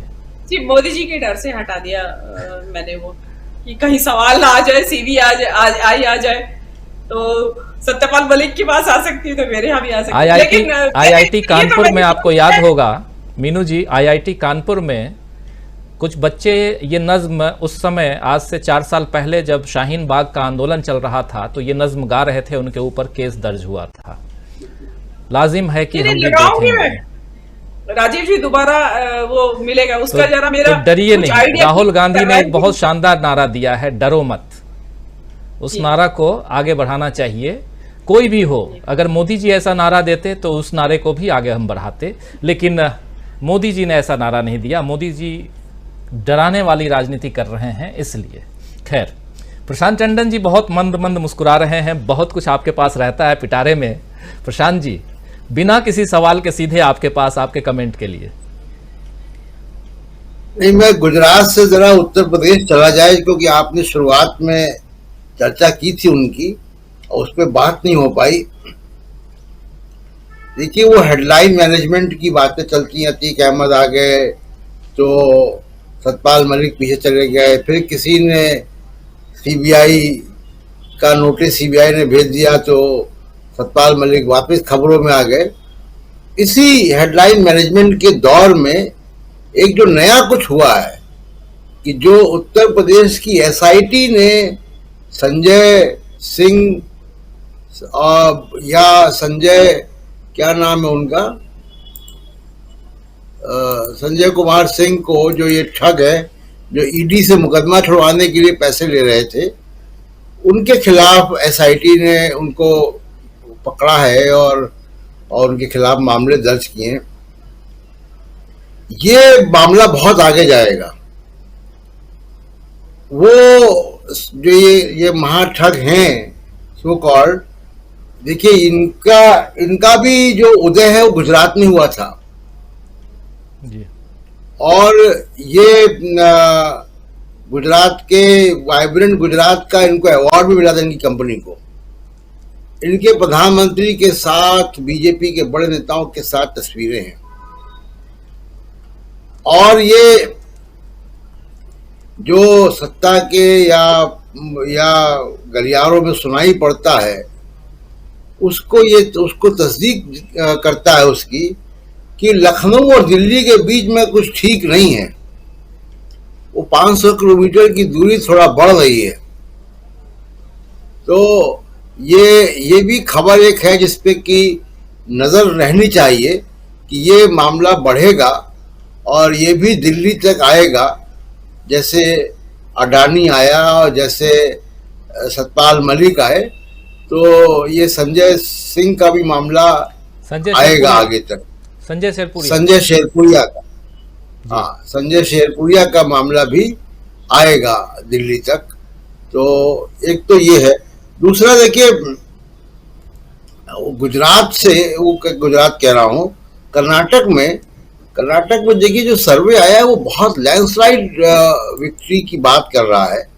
मतलब वो पिछली बार कांग्रेस को 80 सीटें आई थी, इस बार वो 132-140 के बीच में कह रहा है और बीजेपी को 57 से 65 के बीच में कह रहा है। अगर ये सर्वे सही साबित होता है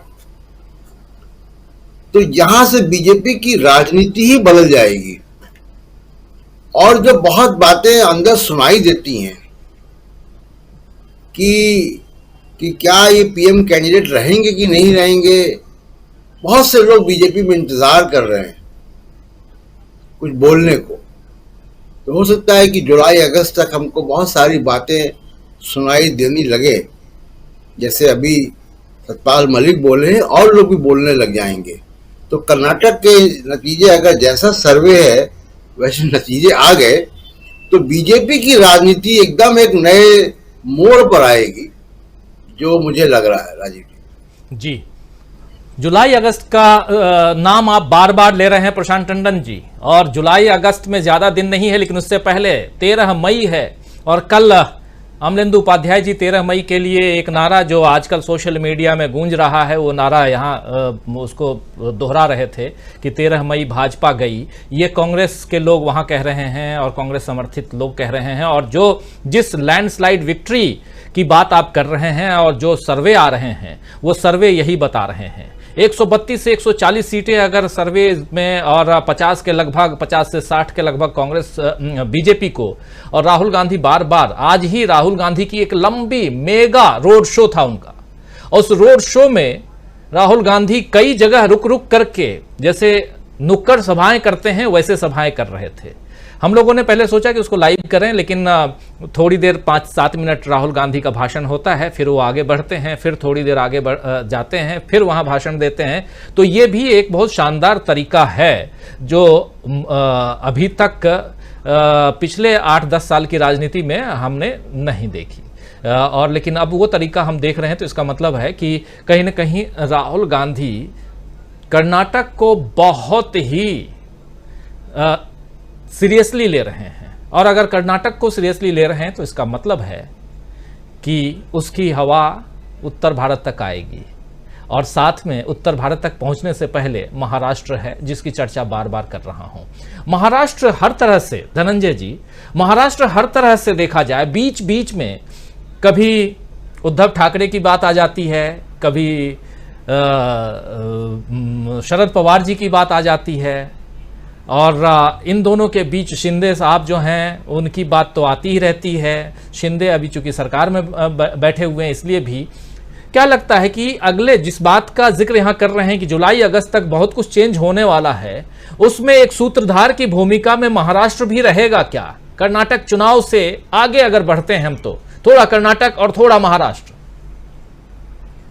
देखिए, मैं एक बात जो आपने कही कि राहुल गांधी कर्नाटक को लेकर के सीरियस हुए हैं, मैं कहूंगा कि राहुल गांधी आज सीरियस नहीं हुए हैं, पूरे देश को लेकर के सीरियस हैं, देश के संविधान को लेकर के सीरियस हैं और देश की जनता को लेकर के सीरियस हैं। और ये तालाबंदी के समय भी हमने देखा था, बहुत सीरियस थे लोग, भले मजाक उड़ा रहे थे, लेकिन हम उनके ट्वीट पढ़ते थे, जिस तरह से बोलते थे। अभी भी हमारे फेसबुक पे डेली उनके पेज हमने लाइक किया हुआ है, तो डेली हमारे पास आते रहता है किस तरह से मुद्दे उठा रहे हैं, किस तरह से वो बात कर रहे हैं, और लगातार उनको भरे देश के लोगों या मीडिया ने या देश के कुछ लोगों ने गंभीरता से नहीं लिया, उनका मजाक उड़ाया। लेकिन राहुल गांधी ने लगातार देश को बड़े सीरियसली तरीके से लिया, बड़े गंभीर तरीके से लिया। और नीतीश कुमार जिस तरह से आज साथ खड़े हुए हैं कांग्रेस के, तो उसी गंभीरता की वजह से खड़े हुए कि राहुल गांधी ने, आप याद कीजिए राहुल गांधी से पहले, पदयात्रा से पहले क्या छवि थी कांग्रेस की, कांग्रेस किस तरह से मूव कर रही थी, और उसमें लग रहा था कि कोई नेता है ही नहीं, जिसको मन है जो बोल रहा है। और राहुल गांधी का मजाक जो है कांग्रेसी भी उड़ा रहे थे। वो G23 था, तो ये पता नहीं क्या क्या लोग थे, वो सब काम कर रहे थे, और सबकी अलग अलग भाषा थी।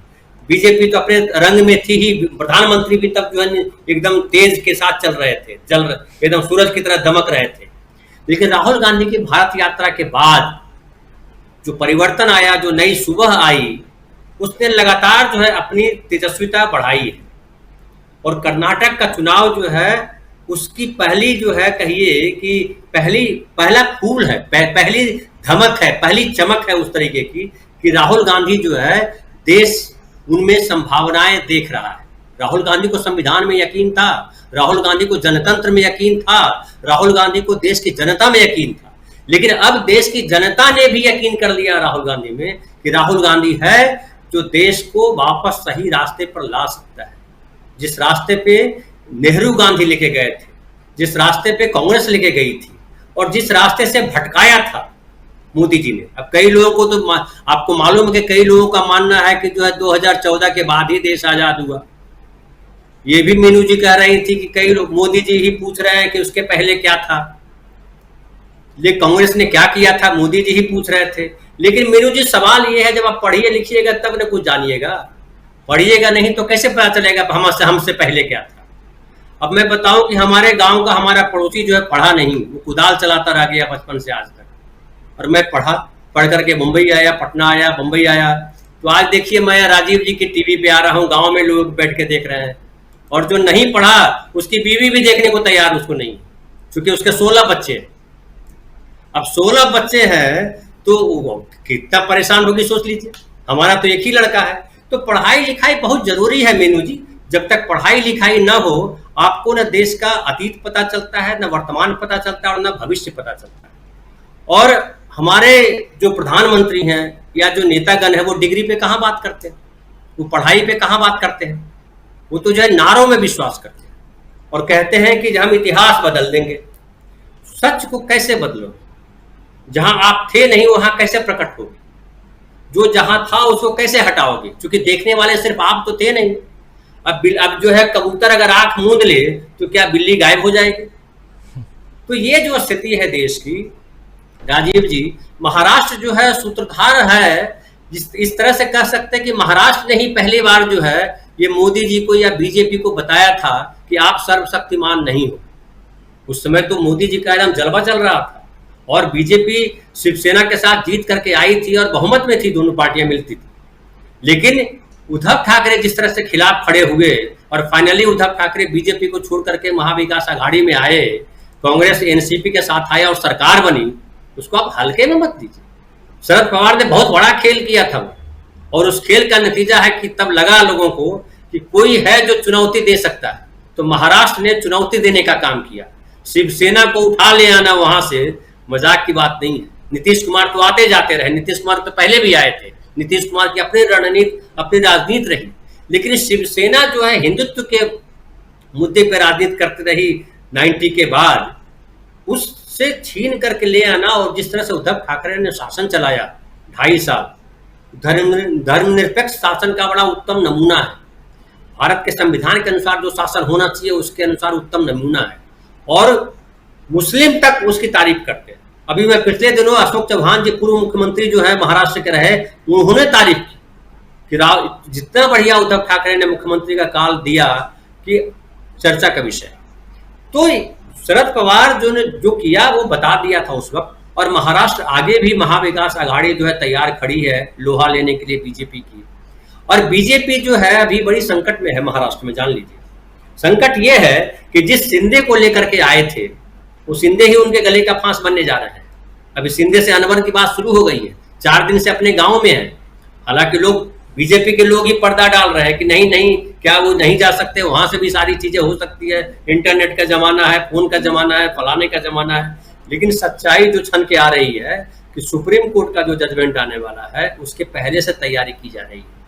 दूसरी बात, जिस बात को लेकर के शिंदे को मुख्यमंत्री बनाया गया था कि इससे शिवसेना कमजोर होगी, उद्धव ठाकरे कमजोर होंगे और हिंदुत्व का झंडा वरदार जो अकेले बीजेपी होगी, मोदी जी होंगे, वो नहीं हो पाया। शिंदे वो लाभ नहीं दे पाए। अब लग रहा है कि अरे यार ये फडणवीस को भी हमने नीचे कर दिया, कुछ मिला भी नहीं। मोदी जी क्या कहते हैं, शिवसेना का जो प्रमुख है उद्धव ठाकरे, उनके साथ सिंपैथी वोट भी चला गया। तो कुल मिलाकर के पूरी कवायद जो बीजेपी को लग रही है कि गड़बड़ कवायद हो गई। तो अब फिर से उसको ठीक करने में लग रही है, लेकिन मुझे नहीं लगता अब ठीक होने वाला है, क्योंकि कर्नाटक की जो हवा है ना वो महाराष्ट्र में भी है। महाराष्ट्र तो उसके बगल का स्टेट है ना। जब बिहार में कर्नाटक की हवा पहुंच गई, कश्मीर में पहुंच गई, तो कर्नाटक के तो बगल में है महाराष्ट्र। यहाँ तो आंधी चल रही है, और ये आंधी जो सुप्रिया सुले ने कहा था कि बम फटने वाले हैं या क्या फटने वाला है, कुछ देर वेट कीजिए, तो अभी वेट कीजिए जी। तो वो विस्फोट होने वाला है, तो विस्फोट अभी होगा और विस्फोट बड़ा जबरदस्त होगा। और एक और बात कह दूं कि शरद पवार ने जो कहा कि रोटी को उलटना पलटना चाहिए, उसका बड़ा गंभीर अर्थ, और वो अर्थ जो है ये गोदी मीडिया उसका कुछ और निकाल रहे हैं, लेकिन उसका अर्थ 2024 में दिखाई पड़ेगा। जी राजीव जी, शरद पवार एक अहम भूमिका में नजर आएंगे आने वाले समय में। लेकिन उससे पहले जो कुछ चल रहा है, और 13 मई के बाद क्या देश की राजनीति में जबरदस्त बदलाव देखेंगे हम? क्या देश की राजनीति में और खासकर भाजपा की राजनीति में कुछ बदलाव देखने वाले हैं? इंतजार कीजिए, शायद आप देखेंगे। आना चाहता हूं जल्दी अमलेंदु उपाध्याय जी और दीपक पासपोर्ट जी आप दोनों के पास और क्लोजिंग कमेंट के लिए। पहले अमलेंदु उपाध्याय जी। अमलेंदु जी, किस रूप में अब देखा जाए, बहुत कुछ हम बात कर चुके हैं, लेकिन थोड़ा सा संजय शेरपुरिया के बारे में अभी कह रहे थे प्रशांत टंडन जी। संजय शेरपुरिया यहां दिल्ली में जो 500 किलोमीटर की दूरी है लखनऊ और दिल्ली की, और आजकल तो शताब्दी नहीं, शताब्दी की जगह पे अब एक दूसरी ट्रेन वंदे भारत का नाम ज़्यादा रोशन कर रहे हैं प्रधानमंत्री नरेंद्र मोदी। तो क्या ये उस पर सवार होने वाले हैं? अमलेंदु जी, संजय शेरपुरिया वंदे भारत पर सवार होकर दिल्ली पहुंचने वाले हैं क्या? दिल्ली की सियासत और वाईफाई यूज करते थे पीएमओ का। अब देखिए राजीव जी, पीएमओ जो है वो सर्वसुलभ है। अब पीएमओ संजय शेरपुरिया के लिए भी उपलब्ध है। पीएमओ जो है वो पटेल जो है क्या था वो जो जम्मू कश्मीर में पकड़ा गया उसके लिए भी उपलब्ध है। तो इतना जो है वो सर्वसुलभ पीएमओ कभी नहीं रहा 70 सालों में। तो जनता के लिए देखिए कितना खुला हुआ है पीएमओ एकदम। कोई भी जाए वहां का वाईफाई यूज कर ले, कोई भी जाए पीएमओ से चिट्ठी लेकर के जाए, जेट प्लस की सिक्योरिटी ले ले और कश्मीर में घूमे जा करके ईडी से जो है वो मामले बंद कराने के लिए सौदेबाजी करते रहे। तो इतना अच्छा पीएमओ, खुला हुआ पीएमओ कभी नहीं रहा 70 सालों में जितना अब है। तो इसके लिए बधाई बनती है मोदी सरकार को राजीव जी, कुल मिला करके। वैसे जो आप वंदे भारत ट्रेन की बात कर रहे हैं राजीव जी, ऐसी मुझे लगता है शायद कोई भी वंदे भारत ट्रेन नहीं है जिसका उद्घाटन हुआ हो और हफ्ते 2 हफ्ते में उसका कोई एक आधे एक्सीडेंट ना हुआ हो। आप देखिए आपको रोज कोई ना कोई खबर पढ़ने को मिल जाएगी कि वंदे भारत का कल ही उद्घाटन हुआ था, आज भैंस से टकरा गई, कि आज वंदे भारत पे किसी ने पत्थर फेंक दिया, कि वंदे भारत का जो आगे का मडगार्ड गिर गया। ये खबरें जो है आपको रोज पढ़ने को मिल जाएंगी। आप अब तक उठा करके देख लीजिए कि जब से पहली वंदे भारत शुरू हुई और अब तक जितनी है खबरें उठाकर देखिए, मुझे लगता है इस पर पूरी रिपोर्ट तैयार करनी चाहिए। हम लोग भी तैयार करेंगे कि अब तक जो है वंदे भारत ट्रेन जो है वो कितनी जो है वो एक्सीडेंट का शिकार हुई। तो अब ये राजीव जी पता नहीं ये क्या है, ये किसके कर्मों का फल है। जैसा हमारे प्रधानमंत्री ने कहा था कि जब वो दाम गिरे थे डीजल पेट्रोल के, कि उनकी वजह से जो है उनके भाग्य की वजह से गिरे हैं। तो ये किसकी वजह से वंदे भारत ट्रेन के जो हो रहे हैं ये सब तो कहा नहीं जा सकता, क्योंकि हम लोग सब उसमें विश्वास नहीं करते हैं। अंधविश्वास जो है जिस तरीके के उसमें नहीं करते हैं। लेकिन ये चिंता का विषय तो होना चाहिए कि इतनी जो है वो वंदे भारत ट्रेन जो है वो उनके एक्सीडेंट क्यों हो रहे हैं। तो कुल मिलाकर राजीव जी अब जो मतलब असली बात जो है वो ये है कि इस सरकार की सारी नीतियां जिस तरीके की हैं और जिस तरीके से कहा जाए कि भ्रष्टाचार जो है वो इसके रग रग में जो दिखाई पड़ने लगा है, वो जनता के बीच वो चीजें सब आने लगी सामने खुलकर के आने लगी। पहले तो सिर्फ बातें होती थी, लोग समझते थे विपक्ष आरोप लगा रहा है, क्योंकि विपक्ष का काम है मोदी जी पे आरोप लगाना, मोदी जी बहुत अच्छे आदमी है इसलिए उनके ऊपर आरोप लगाया जा रहा है। विपक्ष लगाता रहता हो आरोप, ठीक है भाई, विपक्ष का काम है तो आरोप लगाना। लेकिन अब जनता जब त्रस्त हो रही है और इस तरीके की चीजें सामने आ रही है तब जनता को मुझे लगता है भरोसा होने लगा है कि यहाँ तो भ्रष्टाचार जो है वो उसकी गंगोत्री यहीं से निकलती है, ऐसा लगता है। अब ये देखना होगा, अभी मैं सोशल मीडिया पे देख रहा था किसी ने कोई खबर की कटिंग लगाई हुई थी, पता नहीं वो सच है गलत, मैं उसका जिम्मेदारी नहीं ले सकता, क्योंकि वो सोशल मीडिया पर देखी कि जो दुनिया की 4 सबसे भ्रष्ट पार्टियां हैं उनमें भारतीय जनता पार्टी जो है वो शामिल है उसमें। यह है उस खबर में ये दिखाया गया। आप पता नहीं ये सच है या मैं नहीं कह सकता, मतलब वो CNN के हवाले से कोई खबर बताई गई है। तो अब अगर सोशल मीडिया में वायरल हो रहा है तो इसकी भी फैक्ट चेकर्स जो उनको करना चाहिए, ये फैक्ट चेक ठीक है कि नहीं है, लेकिन फैक्ट चेक करना चाहिए। लेकिन ये मतलब वायरल हो रहा है, अगर ऐसा हो रहा है वायरल और लोग उसको शेयर कर रहे हैं राजीव जी, तो कहीं ना कहीं जो है जनता के बीच में कोई ना कोई मसला तो है। तो इसलिए भारतीय जनता पार्टी को ये चिंता करने की विषय है, हम लोग चिंता का विषय नहीं है। जिस तरीके से हम लोग कहते हैं कांग्रेस को अपना चिंता करने का विषय है, उसी तरीके से भारतीय जनता पार्टी को अपना चिंता करना है, क्योंकि राजनीति उन्हें करनी है, सत्ता में उन्हें ही आना है, सत्ता में उन्हें ही रहना है। हम लोगों को जो है बैठ के विश्लेषण करना है, ये होंगे तब भी विश्लेषण करेंगे और वो होंगे तब भी विश्लेषण करेंगे राजीव जी। बिल्कुल बिल्कुल सही। अब दुनिया की सबसे बड़ी पार्टी है तो भ्रष्टाचार भी सबसे ज़्यादा होना ही चाहिए, क्योंकि पार्टियां करती हैं भ्रष्टाचार, इसलिए। और ये राजनेता कहते हैं, मैं नहीं कह रहा हूं, उनके शब्द उधार ले रहा हूं। डॉक्टर दीपक पासपोर्ट जी, क्लोजिंग किस रूप में देखते हैं आप? देखिए राजीव जी, कर्नाटक का जो चुनाव है इसको इस मायने में भी देखा जाना चाहिए कि अब जो भारत का जो राजनीतिक विमर्श है वो धीरे धीरे अपनी पुराने पटरी पर जा रहा है। पुरानी पटरी मतलब कौन सी? जहां पर धर्म को जो है वो एक तरह से अलग रखा गया था। आप याद कीजिए कि जब कमंडल के खिलाफ मंडल आया, उसके बाद फिर न्यू इकोनॉमिक ऑर्डर लाया वीपी नरसिम्हा राव ने, उसके बाद कुछ शॉर्ट टर्म में चंद्रशेखर आए, एच.डी. देवेगौड़ा आए, इंद्र कुमार गुजराल आए, इन्होंने उस अलग धर्म और राजनीति को अलग अलग रखने का जो सिस्टम था उसको बरकरार रखा था। यहां तक कि कुछ समय तक अटल बिहारी वाजपेयी भी आए, तो अटल बिहारी वाजपेयी ने ऐसा बहुत बड़ा मिक्सअप नहीं किया, बहुत बड़ा घालमेल नहीं किया, जो घालमेल आज हम पिछले 8-9 सालों से देख रहे हैं। उसके बाद तो डॉक्टर मनमोहन सिंह आए, उन्होंने तो पूरा का पूरा ध्यान अपना जो है सारी इकोनॉमिक जो ये है मुद्दे हैं उसी पर रखा हुआ था।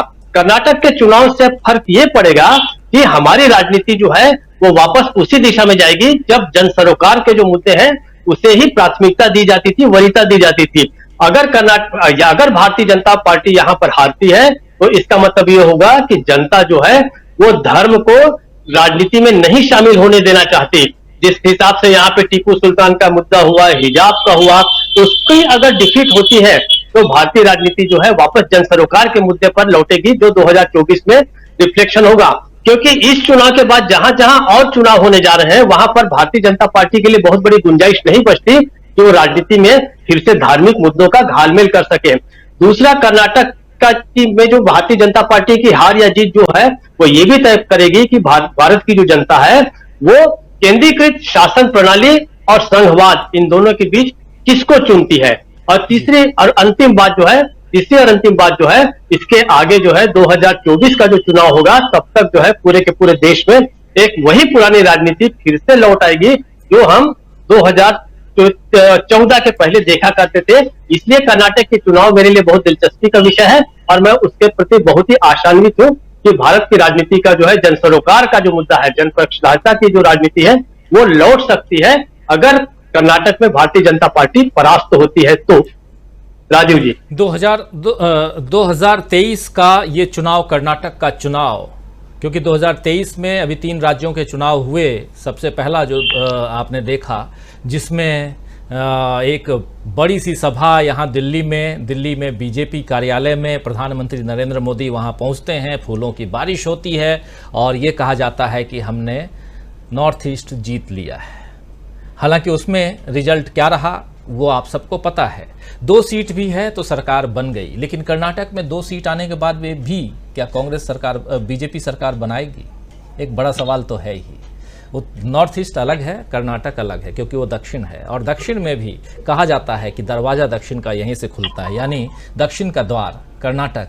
और वहाँ अगर बीजेपी की 2 सीटें आती हैं, मान लिया कि 2 सीटें आती हैं, तब भी क्या सरकार बनेगी? सवाल तो है। 50 सीट भी आती है तो क्या सरकार बनेगी? हालांकि प्रोफेसर अखिल स्वामी जी कह रहे हैं कि अब मैं मान रहा हूं कि 10 सीटों से ज़्यादा नहीं आएगी। खैर, जितनी भी सीटें आएँ, लेकिन ये है कि जितने सर्वे आ रहे हैं वो बीजेपी को बढ़त नहीं दिखा रहे हैं और ये उसी आधार पे हम बात कर रहे हैं। बहुत जल्द आप सबको हम बता ही रहे हैं कि बहुत जल्द हम लोग पहुंचने वाले हैं कर्नाटक, तो वहाँ पर लोगों की जुबानी आप तक पहुंचाएंगे कि क्या कुछ चल रहा है, लोग किसको वोट देने जा रहे हैं, लोग किसकी तरफ आकर्षित हो रहे हैं, राहुल गांधी की तरफ या ऑनलाइन भाषण देते हुए प्रधानमंत्री नरेंद्र मोदी की तरफ, बूथ लूटो और बूथ पर कब्जा करो की रणनीति की तरफ, या जनता के दिल को जीतो, जनता के दिल को लूटो उसकी तरफ। देखेंगे, वो भी आप तक पहुंचाएंगे। बहुत शुक्रिया, बहुत धन्यवाद मीनू जी आपको, प्रशांत टंडन जी, प्रोफेसर अखिल स्वामी जी, धनंजय कुमार जी, डॉक्टर दीपक पाचपोर जी और अमलेंदु उपाध्याय जी, आप सबको बहुत शुक्रिया, बहुत धन्यवाद। आप लोग जुड़े रहे इस चर्चा में, आप लोगों ने अपना वक्त निकाला, बैठे, बातें हुई, बहुत कुछ। इस चर्चा कहते हैं, चर्चा यानी डिस्कशन, डिबेट बिल्कुल नहीं, वाद विवाद यहाँ के बिल्कुल नहीं। हम बात करते हैं, आपकी हमारी सबकी बातें होती हैं।